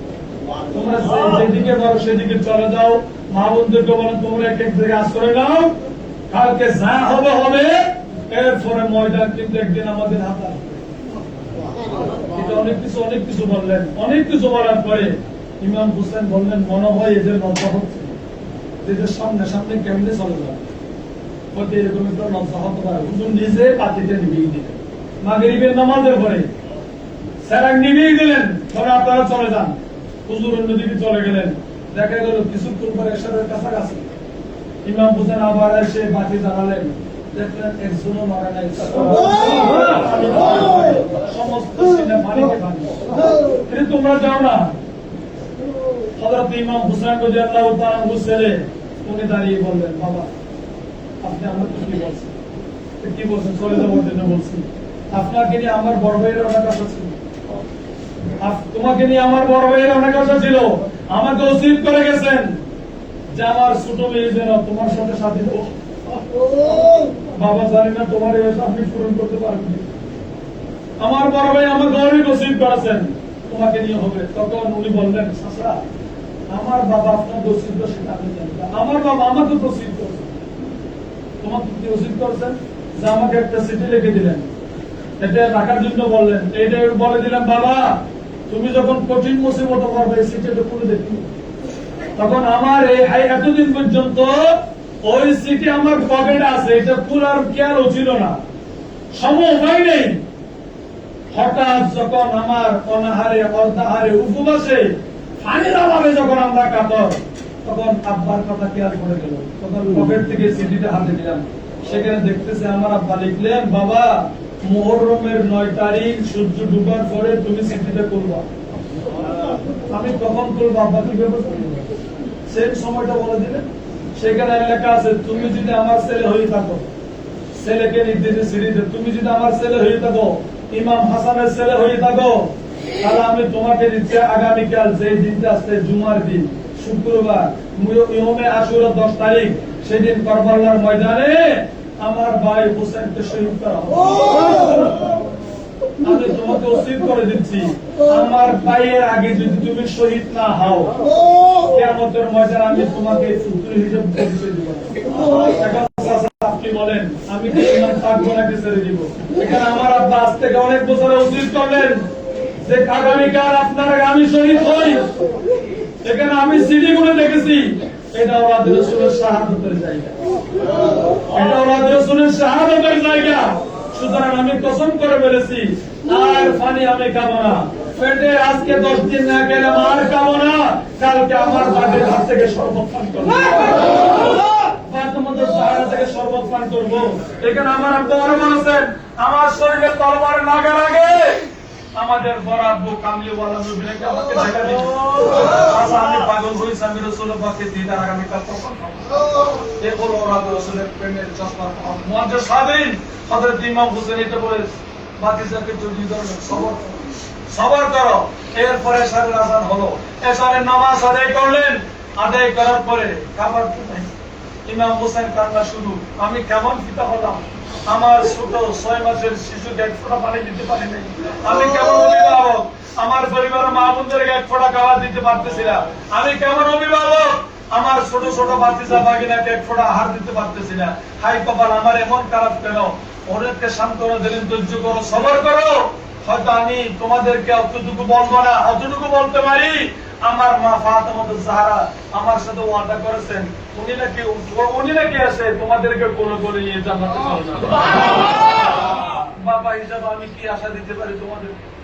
এই বলে ইমাম হুসাইন রাদিয়াল্লাহু তাআলা আনহু এশারের নামাজের পরে আহলে বাইতের সদস্যদেরকে ঘুমানোর ব্যবস্থা করেন। যে অবস্থা ঘুমিয়ে মুআজ্জিজ সাদরি এখন ঘুমানো ফালাসে সবাই ঘুমালো।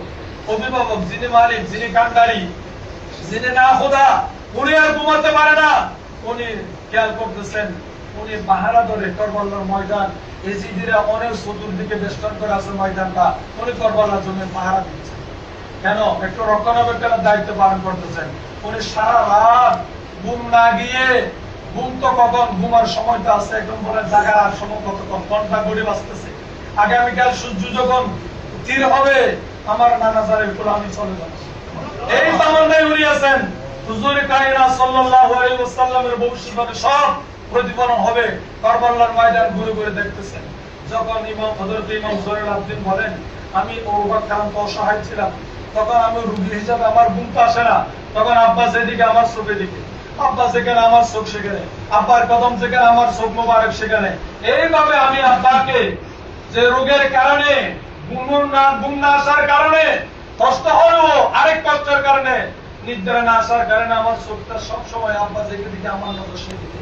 দেখলাম আব্বা যান কারবালার ময়দানে সেদিকে যাচ্ছে, একটা আওয়াজ শোনা যাচ্ছে, একজন মেয়ে, একজন মহিলা কারবালার ময়দান পরিষ্কার করছে। সুবহানাল্লাহ। সে চিৎকার দিচ্ছে, ইয়া হুসাইন, আ হুসাইন, ইয়া হুসাইন, ইয়া হুসাইন, ইয়া হুসাইন, আ হুসাইন, আ হুসাইন বলে চিৎকার করতেছে, কারবালার ময়দান পরিষ্কার করতেছে।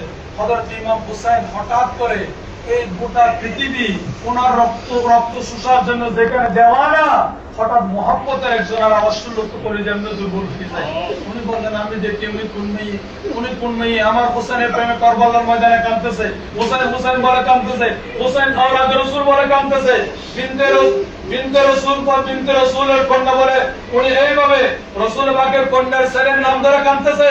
আমি একটু সামনে যাই, ইমাম হোসেন দূরে থেকে বললেন এই মহিলা আপনি আপনার পরিচয় কি? আমি শুনেছি কারবালার মানুষ আমার রক্তের জন্য পাগল, কুফা নগরের মানুষ এটা বেঈমানের মতো হয়ে গেল, আমার রক্তের জন্য পাগল। এখন তুমি কোন মেয়ে হোসেন বলে কাঁদতেছো? তুমি একটু তোমার নাম তো বড় পরিচয়টা দাও।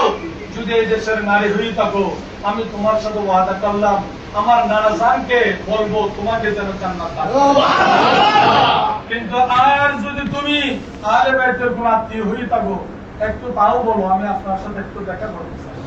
আমি এইরকম নবীর বংশের পাগল, রাতের গভীর রাতে, এই যে রাতের লাইলাতুল মুবারাকা গভীর রাতে এইভাবে হুসাইনের নাম ধরে বিলাস করে কান্নাকাটি নারী, আমি তা আমার মা সারা পৃথিবীতে কাউকে পাচ্ছি না। আপনি কে দয়া করে বলুন, নামটা বলুন, আমি একটা আপনার সাথে কথা বলতে চাই। ইমাম ওদের সামনে গেলেন, মহিলার আওয়াজ নাই, মহিলা হুসাইন বলে কান্নার সুর। যেহেতু ওই সুরটা ইমাম হুসাইনের জানা, এটা কোন মেয়ে জীবনে দেখে নাই, সুরটা এমন এটা আমি জীবনে শুনি নাই। আরেকটু সামনে গিয়ে বলেন, একটু বলেন আপনার পরিচয়, আওয়াজ নাই, আরেকটু বলেন আপনার আওয়াজ নাই। তবে ইমাম হুসাইনের মুহাব্বতের আবেগ কতক্ষণ মাথা মারে উনি এমন বিকট আওয়াজে কাঁদি দিলেন, হে মা, আপনার পরিচয় দিন, আমি আপনার থেকে দোয়া নিব, আর যদি এদেশের নারী হয়ে থাকেন আমি আপনার জন্য সুপারিশ করব। তখন কারবালার ময়দান থেকে আওয়াজ আসতেছে, নাতি হুসাইন, আমি তোমার রানী মা, আমি তোমাকে জীবনে দেখিনি, তোমার জন্ম মদিনায়, আমি তোমার নানা জানের প্রথম স্ত্রী, তোমার মা ফাতেমা আমার পরিচয় টুকরা না দেখে শহীদ, আমি জীবনে নাতির হক আদায় করতে পারি, আমার নাতিকে আমি জীবনে করে নিতে পারি নাই, তোমার নানার কথা বলতে আমি এসেছি, কালকে এখানে তোমার শহীদ হবা, এখানে তোমাকে রক্তাক্ত করা হবে, আমি নাতির হক কালকে আদায় করব, তুমি এখানে শহীদ হবা, আমি তোমার নারী কারবালার ময়দান পরিষ্কার করব। নাতি ইমাম হুসাইন আবেগে দৌড় দিলেন, নারীকে দৌড় দিলেন, জীবন আমার মা থেকে শুনেছি আপনার প্রশংসা, রসুলের বাড়ি থেকে শুনেছি আপনার প্রশংসা, আপনি এমন নারী যাকে নাকি আল্লাহ সালাম দিলেন, আপনি এমন নারী রসুলের বাড়ি আপনার কথা জীবনে বলেছেন, এমন নারী যে আমি কইলাম দরদি, আমি কারবালার জীবনে কষ্ট, আপনি জান্নাতুল মহল্লা নিয়ে সরাসরি আসবেন, আমি আপনার নারী আপনার দিদার পেতে চাই। ইমাম সোহেল আব্দিন বলেন, আমি দূর যেতে চেয়েছিলাম, তবে আমার শরীরের দুর্বলতার কারণে যেতে পারি নাই। যাই হোক, ঘটনা তো অনেক কিছু হয়ে গেল, আমার খদিজাতুল কুবরার সাথে ইমাম হুসাইনের সেখানে দেখা হয়ে গেল, অনেক কিছু হয়ে গেল। হযরত ইমাম সোহেল আব্দিন আব্বা আব্বা বলে চিৎকার দিলেন, আব্বা আমি দেখেছি আমার শক্তি নাই, আমি চলে যাওয়ার জন্য। তখন উনি এইটুকু বলছেন, কালকে ইমাম হুসাইন তোমার যারা ওলাদ তাদেরকে বলিও যে আমি জান্নাতুল মুআল্লাতে থাকবো, আমি মক্কা শরীফ আগামীকাল থাকবো না, তোমার নানা জানার সাথে আমিও কারবালার ময়দানে এইভাবে কারবালার ময়দানের দৃশ্য। যাই হোক, ইমাম জয়নুল আবদিনের পর বললেন, রাত প্রায় তাহাজ্জুদের সময় হলো, তবে ইমাম জয়নুল আবদিন এই কঠিন মুহূর্তেও কিন্তু নামাজ ছাড়েন নাই, ওলাদের বংশধরকে তাহাজ্জুদের জাগিয়ে দিলেন। সকালে তাহাজ্জুদের নামাজ আদায় করলো, আদায় করার পরে সকালে আল্লাহর শুকরিয়া আদায় করলেন। আমাদের যেই আমার আব্বাজান আমাদেরকে তাওয়াক্কুল, আল্লাহর উপর কেমনে ভরসা করতে হয়, আল্লাহর উপর মুসিবতের সময় কেমন ধৈর্য ধরতে হয়, এবং আমাদেরকে অনেক ওয়াজ করলেন। হযরতে আমাদের নবী আইয়ুব আলাইহিস সালাতু ওয়াস সালাম, ওনার শরীরের সমস্ত অঙ্গ প্রত্যঙ্গ পোকামাকড় খেয়ে ফেলেছিল, এরপর উনি আল্লাহকে বলে নেন সুবহানাল্লাহ। এরপর বলেন হযরত ইউনূস আলাইহিস সালামকে মাছে গিলে ফেলেছিল 40 দিন, উনি সেখানে আল্লাহকে ছাড়ে নাই। সুতরাং সামান্য মুসিবত আমরা কেন আল্লাহকে ছাড়ি? দেখেন কত বড় ট্রেনিং দিচ্ছেন ইমাম হুসাইন। সুতরাং যত মুসিবত আসুক না কেন আমরা আল্লাহকে ছাড়বো না, রাসূলুল্লাহকে ছাড়বো না। এই অময় বাণী সারা রাত চলালেন। এর মধ্যে হঠাৎ করে আহলে বাইতের সদস্যরা আরেকটা আওয়াজ শুনতে পেলেন, কারবালার জন্য আরেকজন মেয়ে হুসাইন হুসাইন বলে চিৎকার। সুবহানাল্লাহ। ইমাম জয়নুল আবদিন বলছে, আমার মনে হয় এই মেয়েটা আমার পরিচয়। আর একবার বলতেছে, মনে হচ্ছে আমার দাদি, মনে হচ্ছে আমার দাদি ফাতেমার আওয়াজের মতো। এইভাবে ইমাম হুসাইন দৌড় দিলেন, দৌড়ে দেখলেন সেখানে কারবালার ময়দানে ওই জায়গাগুলো আরেকবার পরিদর্শন করে দেখতেছেন যে সাইয়্যিদা সাইয়্যিদুল নিসাই আহলিল জান্নাহ হযরত ফাতেমা যাহরা রাদিয়াল্লাহু তাআলা তাহাজ্জুদের সময় কারবালার ময়দানে সেখানে ইমাম হুসাইনের সাথে দেখা হলো, অনেক কিছু কথাবার্তা হলো, এবং এইটাই বলে দিলেন, আব্বা কালকে এখানে তোমাদের পরীক্ষা হবে, তবে তোমার নানার সাথে কথা বলে শুনিয়ে আসবেন, সমস্ত নবীরা আসবেন, জান্নাতের নারীরা আসবেন, তুমি অটল থাকো, তোমার প্রতিটা রক্তের বিনিময়ে আমি ফাতেমাকে আমাদের দেব। তাহলে এরা রক্ত দিলেন আমাদেরকে বাঁচানোর জন্য। আমরা এমন এমন কভার বড় উম্মত আছি, আমরা শুধু কোসা মারি ইমাম হুসাইনের শানে আঘাত করা। ইন্নাল ইনসানা লিরাব্বিহি লাকানুত, আল্লাহ এক জায়গায় রাগ করে বলেছেন সূরা, এই সূরার মধ্যে বলা আছে তাবা ইন্নাল ইনসানা লিরাব্বিহি লাকানুত, কিছু মানুষ আছে রবের প্রতি অকৃতজ্ঞ। এই অকৃতজ্ঞ জাতির নাম হলো এজিদি। বলেন নাম কি? বড় নাফরমান এজিদি। যাই হোক, আহলে বাইত রাসূল সাল্লাল্লাহু আলাইহি ওয়াসাল্লামের সাথে যে জান্নাতবাসীর সাথে অনেক দেখা হলো, এরপর সকালবেলা সূর্য উদিত হলো। যাই হোক, অনেক লম্বা আমি সেদিকে যাচ্ছি না, যে কারবালার ময়দান, এখানে যে সকালবেলা হতে যুদ্ধ শুরু হয়ে গেল, একের পর এক শাহাদ হচ্ছে, শহীদ হচ্ছে, জান্নাতে যাচ্ছে, এইভাবে হচ্ছে, সব শেষে এসে গেল হযরত ইমাম আলী আকবর রাদিয়াল্লাহু তাআলা। এখন আর কেউ তো বাকি নেই, ইমাম হোসেনের বড় ছেলে সাহেব জাদা। এর আগে হযরত আলী আসগরের উপর মারি শেষ 6 মাসের শিশুকে পর্যন্ত। যেহেতু মহিলাদের একটা ধর্ম আছে নাসর বন্ধ, তার মানে একটা ছেলে যদি নিজের সামনে মার সামনে ছেলে মারা যায় তত যদি, এই কারণে সরকার বললেন আমার এই ছেলেকে এক ফোঁটা পানি দেন, এক ফোঁটা পানি দেন। পানির অভাবে তৃষ্ণার কারণে সে মারা যাচ্ছে। যেহেতু মায়ের স্তরে দুধ তোলাই 10 দিন যদি অনাহার একজন মা থাকে, তার স্তরে আর কি দুধ পাওয়ার স্তরে দুধ তো নাই। এমনকি এমনও ঘটনা আছে করবলার জমিনে যে একজন ইমাম হুসাইনের ভাতিজা যুদ্ধ করে এসে বলেন চাচা আমাকে একটু পানি দেন, আমাকে একটু পানি দেন, যদি আমাকে একটু পানি পাই তাহলে আমি আর কয়েক হাজার জাহান্নামীকে জাহান্নাম দেব। ইমাম হোসেন বাবা পানি তো নেই, একটু তুমি হা করো। হা করলেন, দেখলেন নিজের জিব্বের চেয়ে ইমাম হোসেনের জিব্বা আরো সুসুখ। তবে তুমি এটা শোষো, একটু শীতল নাও। যাই হোক, জাহিরে পানি যদি পাওয়া যায়, মুস্তাফা তো ওই জবানে তুতু মুবারক দিয়েছেন। ইমাম হুসাইনের জবান তো সেটা সাধারণ জবান নয়। রাসূল পাক উনি জন্মের পরে কোলে নিয়ে বললেন আমার নাতিকে আমি দুধ দিব না, জমজমের পানি দিব না, ওযু গোজার পানি দিব না, আসিরুত তামার আমি দিব না, কোন পৃথিবীর কোন পানি দিয়ে আমার হোসেনকে আমি তাহানিকে প্রথম খাবার দিব না, আমি প্রথম খাবার কি দিব তোমরা দেখো। নবী কোলে নিলেন, হোসেন একটু মুখ করে প্রথম খাবার দিচ্ছে, তাহানি খাওয়াচ্ছে, মুখ খুলো। হোসেন নবজাতের মুখ খুলে দিলে রাসূলের সিদ্ধম করে ঢুকে দিলেন। রাসূল বলতেন তুমি জান আমার নাও, হোসেন জান আমার নাও, তুমি জান আমার নাও। ইমাম হোসেন সুস্তি শুরু করলেন, রাসূল পাক আস্তে আস্তে বের করে দিলেন। কি দিলেন, কি নিলেন? নানার নাতি, নানার নাতি। তাহলে ইমাম হুসাইন ও হাসানের বেটা পানির বাহানা ধরে সুস্থ শুরু করলেন। এটা মারফতের জান্নাতের সমস্ত নিয়ামত শোষা শুরু করে। এখানে জাহিরি পানি না থাকলেও জান্নাতের নিয়ামত তো সেখানে আছে, শাহাদাতের শরবত তো সেখানে আছে। মুআজ্জিজ সাদরে এইভাবে পুরায় পান করলেন। যাই আমি বলতে যাচ্ছি, সব শেষে সৈয়দুল ইমাম আলী আকবর উনি আর কি করবে? ওনার আলী আকবরকে দেখে ইমাম হুসাইন আরো জোরে কাঁদলেন। কেন? যে ইমাম আলী আকবর ছিলেন মওলা আলী শের হুদা, ইমাম হুসাইন ছিলেন রাসূলের পাকের আকৃতি, ইমাম হুসাইনের বড় ছেলে হুবহু মওলা আলী শের হুদার মতো। তখন ইমাম হুসাইন বললেন আজকে আমার বাবা আমার সম্পদ কুরবানি করবে। আমার বড় ছেলে যার চেহারা আমার আব্বার মতো, যার শরীরের রং মোবারক আমার মা ফাতেমার মতো, এখন আমার মা বাবা দুইজনের নূর জলওয়া আমার এই ছেলের মধ্যে আছে। এখন তাকে আমি কিভাবে পাঠাবো? পৃথিবীতে বাবা ছেলেকে যুদ্ধের জন্য সাজিয়ে দেওয়া এটা কত মারাত্মক, তার মুকুটে দাও কত কঠিন। ইমাম হোসেন তাকে জড়িয়ে ধরে অনেক কাঁদলেন, অনেকক্ষণ কান্নাকারি করলেন। বাবা আমাকে দুলদুল মোবারক মওলা আলী শের হুদার যে দুলদুল মোবারক ছিল সেটা ওনাকে দিলেন। উনি যুদ্ধের ময়দানে গেলেন, প্রথম দাফে কয়েক শত জাহান্নামীকে জাহান্নামে পাঠিয়ে দিলেন। দুরাস্তা আব্বা পাঠিলেন, সেম অবস্থা। ঠাকুর আব্বা সিদ্ধে ঢুকে দিয়ে একটা চেয়ার একটা শুষ্ক, কোথায় কে হবে, কোথায় কি করবে একটু নিঃশ্বাস নিন। আবার গেলেন, আরেক ধাপ জাহান্নামীদেরকে জাহান্নামে পাঠালেন। এখন আবার সে দোয়া নিলেন, দোয়া নেওয়ার পরে যেদিন বলতেছে দেখো ওনার চেহারার মধ্যে কতটা পানি, ওনার শরীর মোবারকের নূর জলওয়া মা ফাতেমার মতো।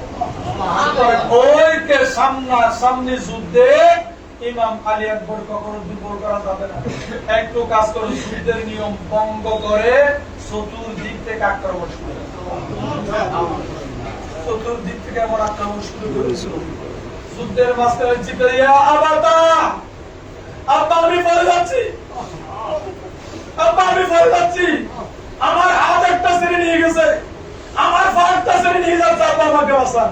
কাকে আর কে বাঁচান, কাকে কে বাঁচান? ইমাম হুসাইন দৌড় দিলেন আমার আম্মুকে বাঁচানোর জন্য। তাকে গেল আব্বা যাওয়ার আগে শাহাদাতের শরবত পান করলেন, শাহাদাতের শরবত পান করলেন। সর্বশেষ এইভাবে যেতে যেতে আহলে বাইত রাসূলের লাশের একটা স্তূপ বেশিতে বাহির না এখন এখন এদের যুদ্ধের আনন্দের একটা উল্লাস শুরু হলো, সব শেষ, এখন ইমামের ফালা, সব শেষ, এখন ইমামের ফালা।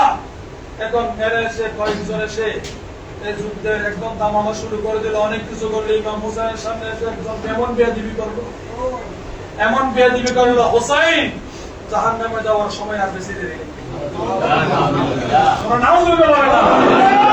কিছুক্ষণ করে তোমাকে জাহান্নামে নেওয়া হবে। এখন কি করা যায়? সবরের কত মাত্রা আছে, সবরের কত। ইমাম হোসেন আল্লাহ সহ্য হচ্ছে না, আল্লাহ সহ্য হচ্ছে না, তার বিচারে করবে আল্লাহ সাথে সাথে কবুল করবেন। সে এমন অবস্থা হয়ে গেল, তার নাম হারমুলা। সেই বুড়াকে তার বুড়া তার সাথে এত প্রতারণা করলো, তার বুড়া তাকে আসার দিতে দিতে ইতলা বালা বেগস ডাইরেক্ট আগুনে গিয়ে নিক্ষেপ করে দিল। ইমাম হোসেন, আল্লাহ তুমি একটা মনকে সান্ত্বনা দিলে, মনকে একটা সান্ত্বনা দিলে। এইভাবে অনেকে অনেক রকমের বেয়াদবি কারবালার জমিনে করেছে। আল্লাহ ইমাম হোসেন হঠাৎ ধরে আল্লাহ সহ্য হচ্ছে না, তার বিচারটা করো, সাথে সাথে বিচার। কারবালার ময়দানে ইমাম হোসেনের একাধারে অসংখ্য কারামত সেখানে প্রকাশ করেছে। হযরত পূর্বে ইয়াজিদ, উনি ইয়াজিদের সেনাবাহিনী কয়েকজনের একজন। উনি বললেন, আমার দাদা রাসূলুল্লাহর সাহাবা, আমার মুরব্বী অনেক সাহাবা ছিল। ওরা বলতো রাসূলুল্লাহ সাল্লাল্লাহু আলাইহি ওয়াসাল্লামের একটা মুজিজা ছিল, নবী যেদিকে হাঁটতেন সেইখান থেকে মেশকাম করে শুরু যায়। উনি আরো শুনেছি, নবী যে তাবুতে থাকে, যেখানে থাকে, সেখান থেকে মেশকের সুগন্ধ চতুর্দিকে ছড়িয়ে পড়ে। সুবহানাল্লাহ। আমি কারবালায় আজকে কয়েকদিন যাব, কিন্তু ৯ মুহররম রাত থেকে এখানে মেশকাম করে সুগন্ধ আমার নাকে আসতেছে। এখন এই প্রত্যেক আসতেছে, উনি সেনাবাহিনী প্রধান, সব জায়গায় বিচরণ করার ক্ষমতা আছে। উনি সব দিকে ঘুরে ঘুরে দেখতেছেন যে বারবার মেশকের সুগন্ধিটা আসতেছে ইমাম হোসেনের তাবুতে। তার কপাল বলা, তখন উনি সিদ্ধান্ত নিলেন ২২,০০০ সৈনিকের সেনাপতি হওয়ার চেয়ে ইমাম হোসেনের গোলাম হওয়া ভালো। সেখানে তকদীর যদি বলা হয়, সেখানেও পরিবর্তন। তখন উনি একটা বললেন, আমি যাবো ইমাম হোসেনের বিরুদ্ধে যুদ্ধ করার। সবাই ওনাকে সাথী দিলেন। উনি যুদ্ধ করার বান ধরে এই জিদি বাহিনীকে লাথি মেরে সব কিছু মানে ইমাম হোসেনের কলম করে গেলেন। নতুন কলম করাই দেন। আমি এতদিন ধরে এই জিদি কলম করেছি, তবে এটা এই জিদি ভালোবাসা নিয়ে করেছে, এখন হোসাইনি ভালোবাসা নিয়ে হোসাইনি কলম করে। বুঝা গেল? এই জিদির কলম এটা বলেছে, হোসাইনি বলেছে, জবান বেশ কম হলে ফয়জ বেশ কম হয়। জবান বেশ কম হলে ফয়জ বলেন না, ঠিক কিনা? অনেকে বলে ওখানে তো মসজিদ না বড়, এখানে আল্লাহ আকবার একটা সূরা বাদে আরেকটা বলতেছিনি। আপনি সেটা দেখছেন, আরেকটা দেখেন। আমাদের তৈরি গোসল আজম করলে আল্লাহ আকবার বলেছেন, আল্লাহ বলেছেন, অনেকে বলেছে। দুই আল্লাহর বলার মধ্যে বেশ কম আছে কিনা? গোসল সব কিন্তু মদরত নামাজ পড়ালেন, আমরাও নামাজ পড়াই, ওনার নামাজের চোখের পানি পড়তে পড়তে বেহুশ। আপনারাও দেখেছেন, আমি দেখেছি, আপনারাও দেখছেন, আমি দেখছি। ওনার পিছনে নামাজ খায়দারি নামাজ, ওনার পিছনে নামাজ, এটা মওলানা শের খুদার নামাজের মতো নামাজ। এই তীর মুবারকটা নিয়ে নিলেও ওনার নামাজ থেকে বিচ্ছিন্ন করা যেত না, সেরকম নামাজ আমাদেরকে চারজন হুজুর রহমতুল্লাহ ট্রেনিং দিয়েছে। দেখেন, এই আখিরি জমানার ১৫০০ বছর ইমাম হুসাইন ওলাদের নামাজের যদি এই বাহাদুরি হয়, তাহলে ইমাম হুসাইনের জমানের কত বাহাদুরি, ইমাম হুসাইনের জমানের কত বাহাদুরি। ইমাম হুসাইন রাদিয়াল্লাহু তাআলা আনহুর মুখে হুসাইনি কালমা লা ইলাহা ইল্লাল্লাহু মুহাম্মাদুর রাসূলুল্লাহ সাল্লাল্লাহু আলাইহি ওয়াসাল্লাম পড়ে যখন ওনার কলমের দরজা খুলে গেল, তখন উনি বলতেন, হুজুর হুসাইন, আমি এতদিন জিদি ছিলাম, আমি আপনার কদম আসছি একটি কারণে, আপনার তাবু থেকে দয়ার নবীর পুষ্প পাচ্ছি। আমি দুনিয়ার সম্পদের পাগল নয়, সেনাবাহিনী পদের জন্য পাগল নয়, চাকরির পাগল নয়, মুস্তাফার দিদারের পাগল। শুধু আমাকে একটু রাসূলুল্লাহকে দিদার দেন। কেমতে জেনে উনি তো শাহাদাত বরণ করলেন, উনি সেখান থেকে ইয়াজিদের বিরুদ্ধে যুদ্ধ করে উনি শহীদ হয়ে গেলেন। আর এই মুহূর্তের মধ্যে আরেকজন আব্দুল্লাহ, একজন এতিম ছেলে ছিল, হযরত আব্দুল্লাহ রাদিয়াল্লাহু আনহু। উনি কারবালার ময়দানে ৫০০ টাকা দেখছি, সেখানে ওনার মাজারে পাকা সোনার বাড়িতে হযরত আব্দুল্লাহ ওনার একজন মা, ওনার একজন মাত্র ছেলে, মাত্র 9 মুহররম রাতে বিয়ে হলো, 10 মুহররম সকালবেলা নতুন বউ নিয়ে ঘরে, নতুন বউ নিয়ে ঘরে। তখন এতদিন তো মা মহিলা, সে সময় এত প্রচারের ব্যবস্থা ছিল না। তখন মা সকালবেলা বিয়ে বাড়ি থেকে বউ আনার পরে ঘরে বসে শুনতেছে আওলাদে রাসূলকে কারবালার জমিনে বন্দি রেখে তাদেরকে শহীদ করার জন্য পায়তারা চলতেছে। তখন ওই মহিলা সেই ঘরে বসে কান্নাকাটি শুনে, হাই হাই হাই, আমি যদি পুরুষ হতাম কারবালা আমি যেতাম, নবীর বংশ শহীদ করবো, আমি জীবিত থাকবো, এটা হতে পারে না। তখন উনি কান্না শুরু করে দিলেন। ছেলে সারা রাত ঘুম নেই, ঘুম থেকে মা তুমি কাঁদো কেন? বাবা কাঁদতেছে এই কারণে।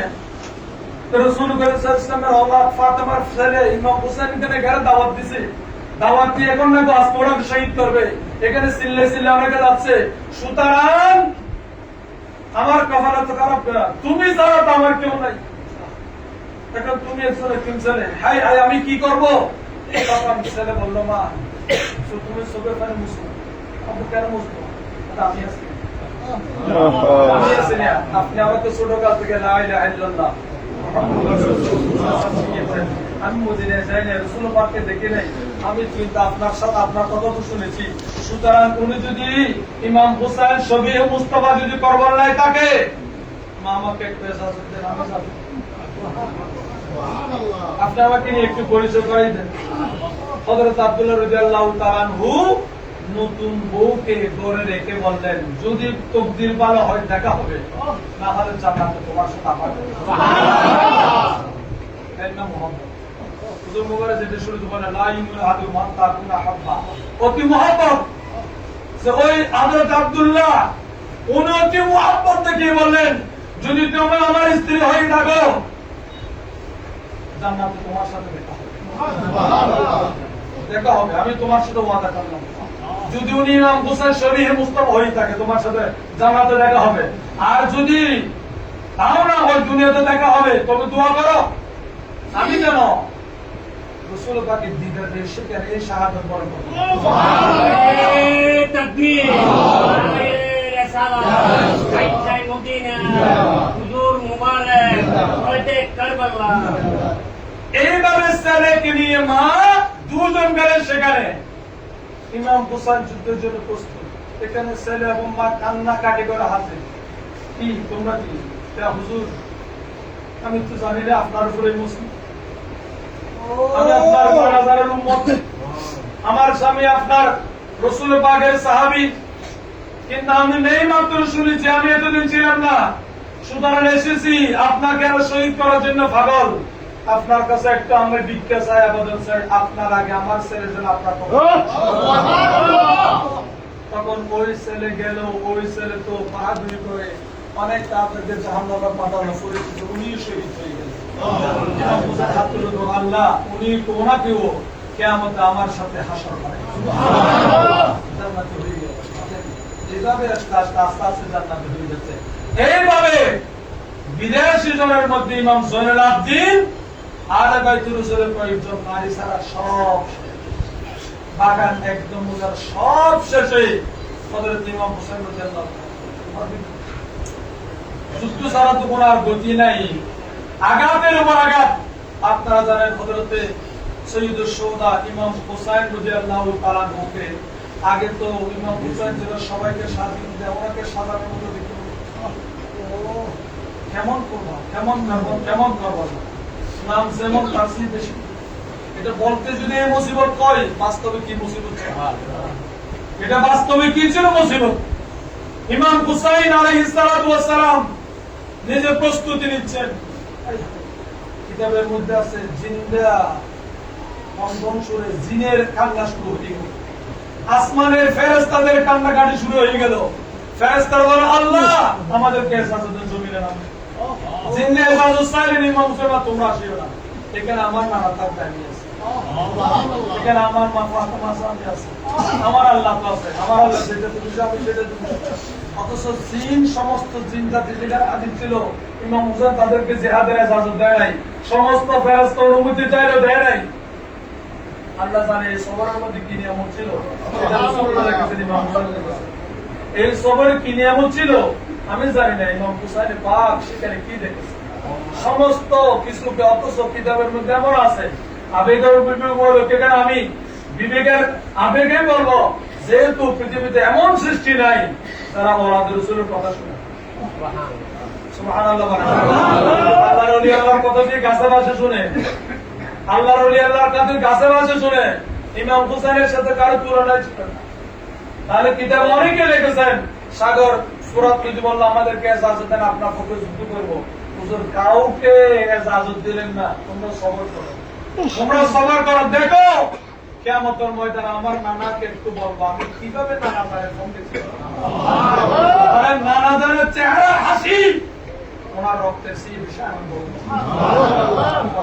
ইমাম হুসাইন আলাইহিস সালাতু ওয়াস সালাম উনি প্রস্তুতি নিচ্ছেন কি করবেন। নিজের বোন হযরত যায়েনব বিনতে ফাতেমা, এটা নিজের পয়সা উনি ছাড়া আর কাজ দরবারে মুস্তাফা হাজিরা দিচ্ছেন জিহাদের ময়দানে পরীক্ষা কে দিবে। নিজের বোন গিয়ে ভাইকে সাজিয়ে দিলেন, আপনি জান ভাই আমি এখানে আছি, মুসিবত ছাড়া আমি যাবো।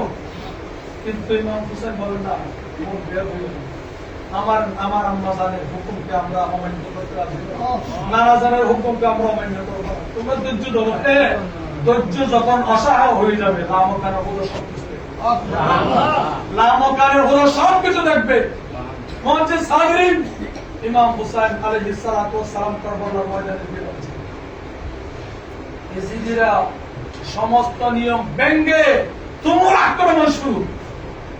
আপনারা প্রথম ধাপে অনেক এজিদিকে জাহান্নামের পানি পান করালো, দ্বিতীয় তৃতীয় চতুর্থ ধাপে অনেককে পান করালো। এখন শিমরাল লাঈন লানাতুল্লাহি আলাইহি ইলা ইয়াউমিল কিয়ামah। রাসূল করিম আগেই বলেছিলেন, না নাতি তোমাকে এমন একজন ব্যক্তি শহীদ করবে যার শরীরে একটা কুষ্ঠরোগের দাগ, তার চেহারা এমন হবে। রাসূল তাকে কুকুরও বলেছেন, শয়তান আবরসও বলেছেন, কুষ্ঠরোগী শয়তান বলেছেন। তাকে রাসূলুল্লাহ সাল্লাল্লাহু আলাইহি ওয়াসাল্লাম বলেছেন সেই এই নামে হয়তো তার নামে হবে, এরকম হবে, তার চেহারা এমন হবে, তার বুক এমন হবে, সব কিছু রাসূলুল্লাহ আগে বলে দিলেন। তখন অনেক সৈনিকের সাথে যুদ্ধ হলো, পরাজিত হলো, অনেক কিছু হলো। তখন সব শেষে যার সাথে যুদ্ধ হচ্ছে এই শিমরুল লানাতুল্লাহি আলাইহি, তার সাথে এমন যুদ্ধ শুরু হচ্ছে। উনিও পরিচেছে, উনিও যখন অসহায় সমস্ত বাহিনীকে বললেন, এখন ইনা তোমরা জানো না ইনার শরীরে মৌলালিশের ওদের রক্ত আছে, তোমরা জানো না উনি ওই নানার নাতি যাদের আঙ্গুলের ইশারায় চন্দ্র দুই টুকরো করে পড়া যায়। তোমরা জানো উনি ওই নাতির ওই নানার নাতি যার আঙ্গুলের ইশারায় ডুবে তো সূর্য উঠে যায়। এখন ওনার আঙ্গুলের ইশারায় আমি অসহায় হয়ে যাচ্ছি। এখন যুদ্ধের নিয়ম ভঙ্গ করে চতুর্দিক থেকে আক্রমণ শুরু। ইমাম হুসাইন আলাইহিস সালাতু ওয়াস সালাম কাতারে 70 থেকে 82টা তীর মেরেছে।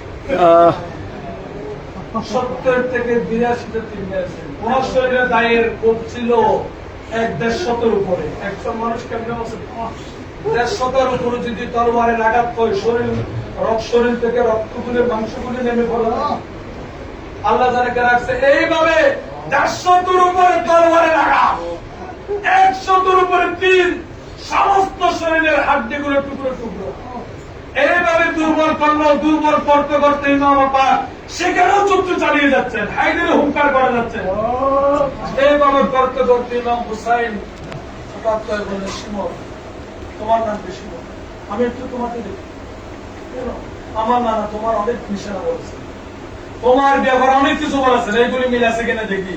ইমাম হুসাইন তার চেহারা সুরত হাত সবগুলো দেখে বলে, হ্যাঁ তুমি আমাকে শহীদ করতে পারো, তবে আমি তোমার কাছে একটা সুযোগ চাই। আজকে তোমার দিন, আমি একটু নামাজ পড়বো, আমাকে একটু নামাজের সুযোগ দেবো।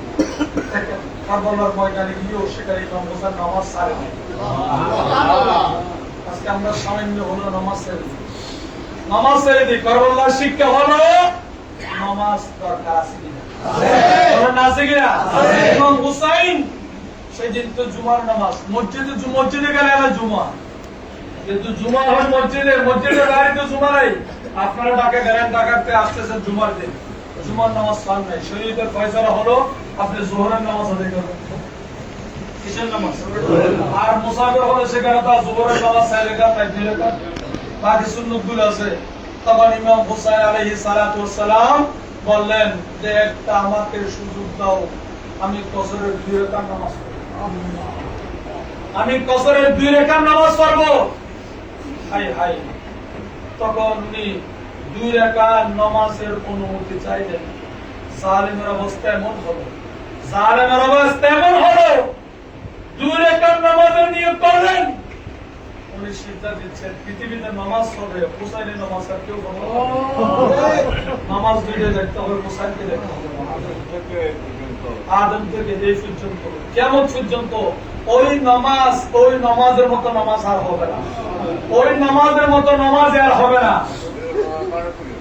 জি জি,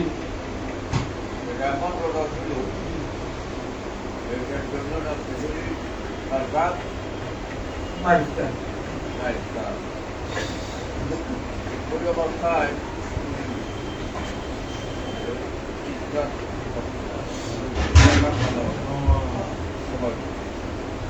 মুবারক বলতেছেন।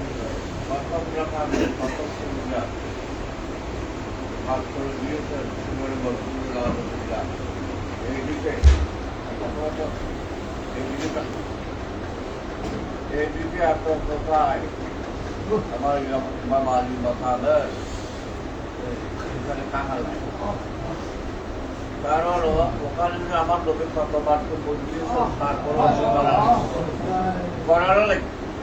হ্যাঁ, দোকান বললো তুমি ওদিকে থাকতে পারবে, আমাকে 2 রাকাত পাথরটা মারবে। আদম হইতে দুর্গম পর্যন্ত, দুর্গম থেকে কেমন পর্যন্ত একটা রোজানার দিলেন, প্রত্যেকটা রোজার জন্য সেহেরির টাকা, এখানে কোনো সেহেরি ছিল না। হ্যাঁ, বাবার যখন তখন পাথর নামাজ, 2 রাকাত নামাজের প্রথম রাকাতের প্রথম করে দিয়েছেন। আর বাবা আর মাকাম ইমাম হুসাইন বলতেছেন সুবহান রাব্বিল আলা, সুবহান রাব্বিল আলা, বারের মধ্যে তারপরে দিয়ে আল্লাহ তার উপকার মধ্যে আবার মৃত্যুর মধ্যে নাই, আপনার বিরুদ্ধে কাটতে পারে নাই, সর্বার স্থান পর্যন্ত বেকার হয়ে দেরি করতে আদরের সবথেকে এই পর্যন্ত থেকে কেয়ামত পর্যন্ত এরকম একটা রোজাদারের করবে। আল্লাহুম্মা সাল্লি আলা সাইয়্যিদিনা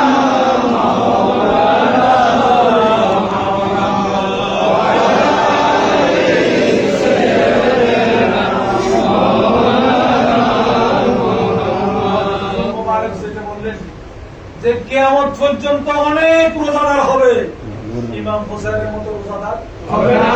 10 দিন পর্যন্ত খেতে দেন, এটা সেহরি ছিল না, ইফতার ছিল না। এই উত্তপ্ত মরুভূমির মাঝে একাধারে অনেক দিন পর্যন্ত খাবার খাওয়া ছাড়া, এখানে কোনো সেহরি খাওয়ার সুযোগ নাই, ইফতারি করার সুযোগ নাই। সর্বশেষ ইফতার হলো তরবারি না। সুতরাং এই নামাজ আর এই নামাজ কিয়ামত পর্যন্ত হুসাইনের মতো নামাজ হবে না, কিয়ামত পর্যন্ত ইমাম হুসাইনের মতো রোজাদার হবে না, কিয়ামত পর্যন্ত ইমাম হুসাইনের মতো সিজদাকারী হবে না, কিয়ামত পর্যন্ত ইমাম হুসাইনের মতো সুবহান রাব্বিল আলা বলনেওয়ালা হবে না, কিয়ামত পর্যন্ত তার মতো রুকুকারী আর কেউ হতে পারবে না। বাইতুল্লাহ নে দেওয়া के दीवारों के साए में नमाज होती है सदोहारों के साए में। अरे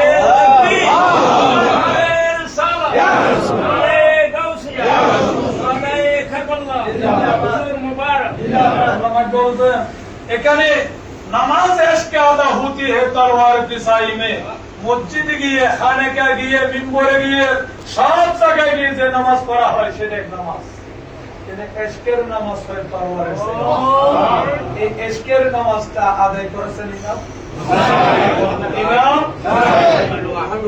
জি أكون أحب إليه من قلبي وولدي ووالدي والأرض أجمعين كيف পৃথিবীর জমিনে রাসূল পাককে মুবারক দেখেন লা ইউমিনু আহাদুকুম হাত্তা কুনা হাব্বা দেখেন এটা নানাজান বললেন যে তোমাদের মধ্যে কেউ ইমানদার হতে পারবে না যতক্ষণ পর্যন্ত আমি সবচেয়ে তোমার মুহাব্বতের হই তাহলে ক্লিয়ার করে মুহাব্বতের সর্বপ্রথম প্রমাণ নানাজানের কত মুহাব্বত করতে হয় সেটা প্রমাণ করে দিলেন ইমাম হুসাইন সুবহানাল্লাহ রাসূল পাকের প্রেমিকের কাতারে এক নম্বর যদি দপ্তরত হয় অনেকের মধ্যে একজন হলে ইমাম বলেন আমি কত মহব্বত না আপনাকে করে দেখেন জান দিব আপনার শানের সালাতে আমি আঘাত করতে দিব সুবহানাল্লাহ জান দিব আপনার দিনকে আঘাত করতে দিব না হযরত ইমাম হুসাইন রাদিয়াল্লাহু তাআলা আনহু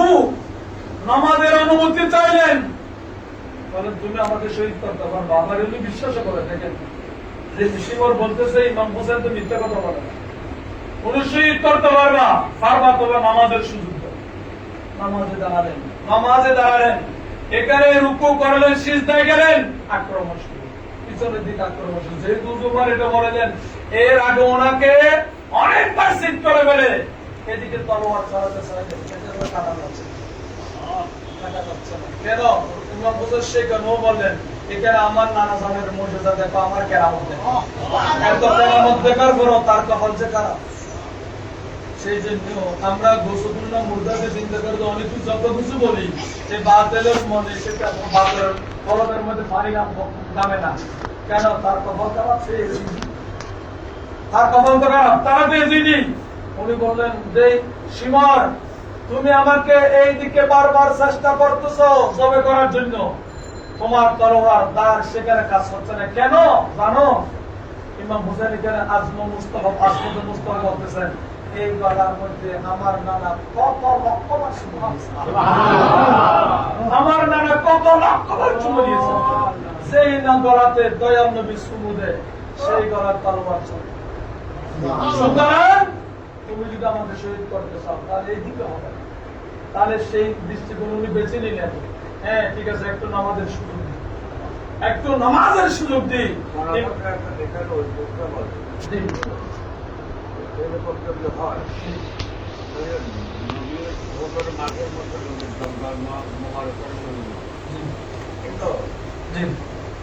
আমার নবীর রক্তের দরকার ছিল ইসলামের বাগানকে ভোট দেওয়ার জন্য আর প্রতিটা মতো আপনার নাম নাম কোথায় রাস্তায় এই যে আমাদের আমাদের টাকা পয়সা বন্ধ এইগুলো দিয়েছি ইমান মাসে একটা মহাপদ আল্লাহ আমাদেরকে বুঝার তৌফিক দান করুন। তাহলে ইমাম হুসাইন রাদিয়াল্লাহু তাআলা আনহু এইভাবে শিমর এইভাবে ইমাম হুসাইন নামাজে নিয়ে পারলেন যে রুকু করেন সিজদা করলেন সিজদা করতে হাই হাই সিজদা আরেকটা দেওয়ার সুযোগ করলেন এমন জোর আঘাত করলো শরীরের পা থেকে সের মোবারক আলাদা করে সমস্ত কারবালার ময়দান চিৎকার হয়ে গেল গরু ছাগল হাঁস মুরগি পশু পাখি লামকানের ফেরেশতা পর্যন্ত তাদের চিৎকার এবং হুজুর পাক সাল্লাল্লাহু আলাইহি ওয়াসাল্লাম কারবালার জমিনে কাঁদিয়েছিলেন যেটা আমি আগেই বলেছি মুহাম্মদ শহীদ তু কতলাল হুসাইন আরেফা আমি শহীদ তু কতলাল হুসাইন আরেফা উম্মে সালমা আমি কারবালার ময়দান থেকে এসেছি সেখানে যুদ্ধ করেছি এই রক্ত হুসাইনের রক্ত এই পানি হুসাইনের শরীর মোবারকের পানি এই মাটি কারবালার মাটি আমাকে হুসাইনের রক্ত সবগুলো আমার শরীরে লেগেছে যেহেতু আমি তাকে জড়িয়ে ধরেছি আমার হুসাইনের লাফান হবে আমার প্রচেষ্ট হয় নাই এইটা মাটিগুলি কারবালার মাটি আমি সরাসরি কারবালার ময়দান থেকে আসছি আর সেখানে ইমাম বাইহাকী রহমাতুল্লাহ আলাইহি হাদিসের ইমাম উনি বলতেছেন আমি কারবালার যখন যুদ্ধ হচ্ছে আমি অত্যন্ত ছোট 2-3-4 বছরের নাতিকে নিয়ে নানি ফুল বাগানে গেল কুসুম ফুল একটা আমাদের দেশে তরকারি আছে সেই তরকারি আরবের মধ্যে ওই ফুলগুলো তুলতেছে প্রত্যেকটা ফুল ছিটতেছে ছিটকে বড় রক্ত বের হচ্ছে প্রত্যেক ফুল ছিটতেছে তখন আমার বহিকে বলতে আমার নানি বলতেছে নাতি শাকার খাবো না তরকারি খাবো না সামনি খাবো না আজকে উপোস থাকবো কেন দাদি কেন নানি কেন হজে কেন যত ফুলছি শাকের জন্য যত গাছের আগাছিলি নরক কচি শাকের জন্য সিমকি মেরে রক্ত বের হচ্ছে নাতি মনে হচ্ছে ইমাম হোসেন কাছে শহীদ করতেছে আমার দাদি নানি দুইজনে বলতেছে মনে হয় যেহেতু ওলাদের রাসূলের শাহাদাত ছাড়া গাছ পাশ মাথা ভাষা কারোর জন্য কাঁদে না কোন যখন গাছ থেকে রক্ত বের হচ্ছে তখন আজকে ক্লিয়ার হয়ে গেলাম মনে হচ্ছে কারবালার জন্য ইমাম হোসেন শহীদ তাহলে গোটা পৃথিবীর সমস্ত গাছগুলি কাঁদেছে ইমাম হোসেনের পাশে সমস্ত সৃষ্টি কাঁদেছে নামকান আর শাহজির পর্যন্ত কাঁদেছে কারণ হুজুর মুবারক কেন আপনারা কিছু এটাই বলে দিচ্ছেন শহীদ হবে এরকম শহীদ কিয়ামত পর্যন্ত হবে না নামাজে এরকম নামাজে আর হবে না রুকুকারী এরকম রুকুকারী আর সবরকারী এরকম সবরকারী আর হবে না পৃথিবীর জমিনে আল্লাহ ওয়াফাদাইনা বিজিবিন আযীম মুফাসসিরিন کرام বলেছেন জিবিয়া আযীম এখানে ইব্রাহিম আলাইহিস সালামের কথা বলেন এখানে ইমাম হোসেনের কথা বলেছেন কেন ওটা জিবিয়া আযীম তার মানে যে বদর আরেকটা নিল মুসলমানকে জবে করতে চাইলে জব হয়ে গেল আরেকটা প্রাণী তার মানে এটা হিলে করে আল্লাহ বদলা নিলেন দয়াল নবীর কোরবানি বলছেন নবী যেমন সেরা নবীর কোরবানিও সেরা সুবহানাল্লাহ নবীর কোরবানিও সেই জন্য ইমাম হোসেন রাদিয়াল্লাহু তাআলাকে এইভাবে নির্মমভাবে শহীদ করে এজিদেরা ওনার মাথা মোবারক নিয়ে স্লোগান দিতে শুরু করে হযরত ইমাম সাহেব বলতেছে জামিন যাওয়ার সময় জি কারবালার মাঠ ঘুরে যাওয়ার সময় নবী পরিবারের সমস্ত অপমান করতে জি জি একটা পূর্ণ পর্যন্ত দেওয়া হয় কিসে জোরাম এবং ওপরে চুটকে কোনো পর্যন্ত দেওয়া হয়ে যায় নাম গাইতে কোটি করে ওদের কোটি করে নেওয়া হচ্ছে ইমাম আলী বাকার বাবা দেখুন মোবার ছিল ওদের করে খোরা করবে কিছু ভাই না কত বিশ্বত হয়ে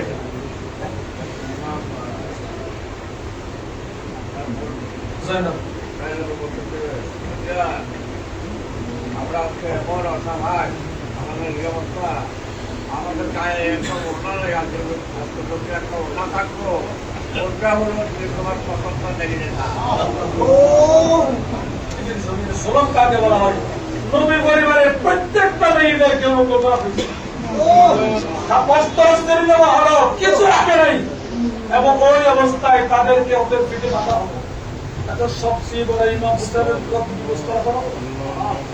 বিবস্ত্র করা হলো সেখানে আবার ঘোড়া চালালেন লাশকে কত বিক্ষত করলেন তখন জয়নব বিনতে ফাতেমা খেতে খেতে বলতে পাই যান যদি আমাদের শরীর একটা কাপড় থাকতো তোমাকে সেটা দিত আজকে আমাদের শরীরে একটা কাপড় নাই ওলাদের রাসূলের সম্পর্ক থাকবে আজকে আমাদের এই অবস্থা সেই জন্য পৃথিবীতে কোরবানি হবে ইমাম হুসাইনের মধ্যে এই জন্য কোরবানি আর হবে না কেউ দিতে পারবে না কারণ এইভাবে ইমাম হুসাইন আলাইহিস সালাম কোরবানি করেছে এবং আল্লাহ বলে ওয়ালা তাকুলু লিমান ইফতারু ফি সাবিলিল্লাহি তাকওয়া এইভাবে আল্লাহ রাস্তাটা শহীদ করে তোমরা তাদেরকে মরা বলো না মৃত বলো না এরা সকলে জিন্দা সুবহানাল্লাহ এরা সকলে কি ইমাম হুসাইন সেখান থেকে শুরু করে শাহাদাত বরণ করলেন অনেক জায়গায় ইমাম হুসাইন কথা বলেছে কিন্তু তকদীর যদি খারাপ হয় এই মানের কোরবানি নসিব করে অনেক বিজয়ী কোরবানি নসিব করেছে আল্লাহ রাব্বুল আলামিন আমাদেরকে শাহাদাতের কবুল ছিলে আল্লাহ আমাদের গুনাহ মাফ করুন আমিন আমাদের গুনাহ মাফ করুন আমিন আমাদের আমরা ফরিয়াদ করি হুজুর মুবারক আল্লাহ হায়াত করুন আমিন আরো বাড়িয়ে আমিন মুবারকের সাইয়া জানো আমাদের মাথার উপর আমিন সকলের হুজুরের সাইয়া থাকবে আমরা জীবিত থাকবো আল্লাহ আল্লাহর দরবার শাহাদাত পাওয়ার উসিলায় দোয়া করি আল্লাহ হুজুরে হায়াত হায়াত দিন আমিন আমিন ওয়া আখিরু দাওয়ানা আলহামদুলিল্লাহি রাব্বিল আলামিন আসসালামু আলাইকুম ওয়া রাহমাতুল্লাহি ওয়া বারাকাতুহু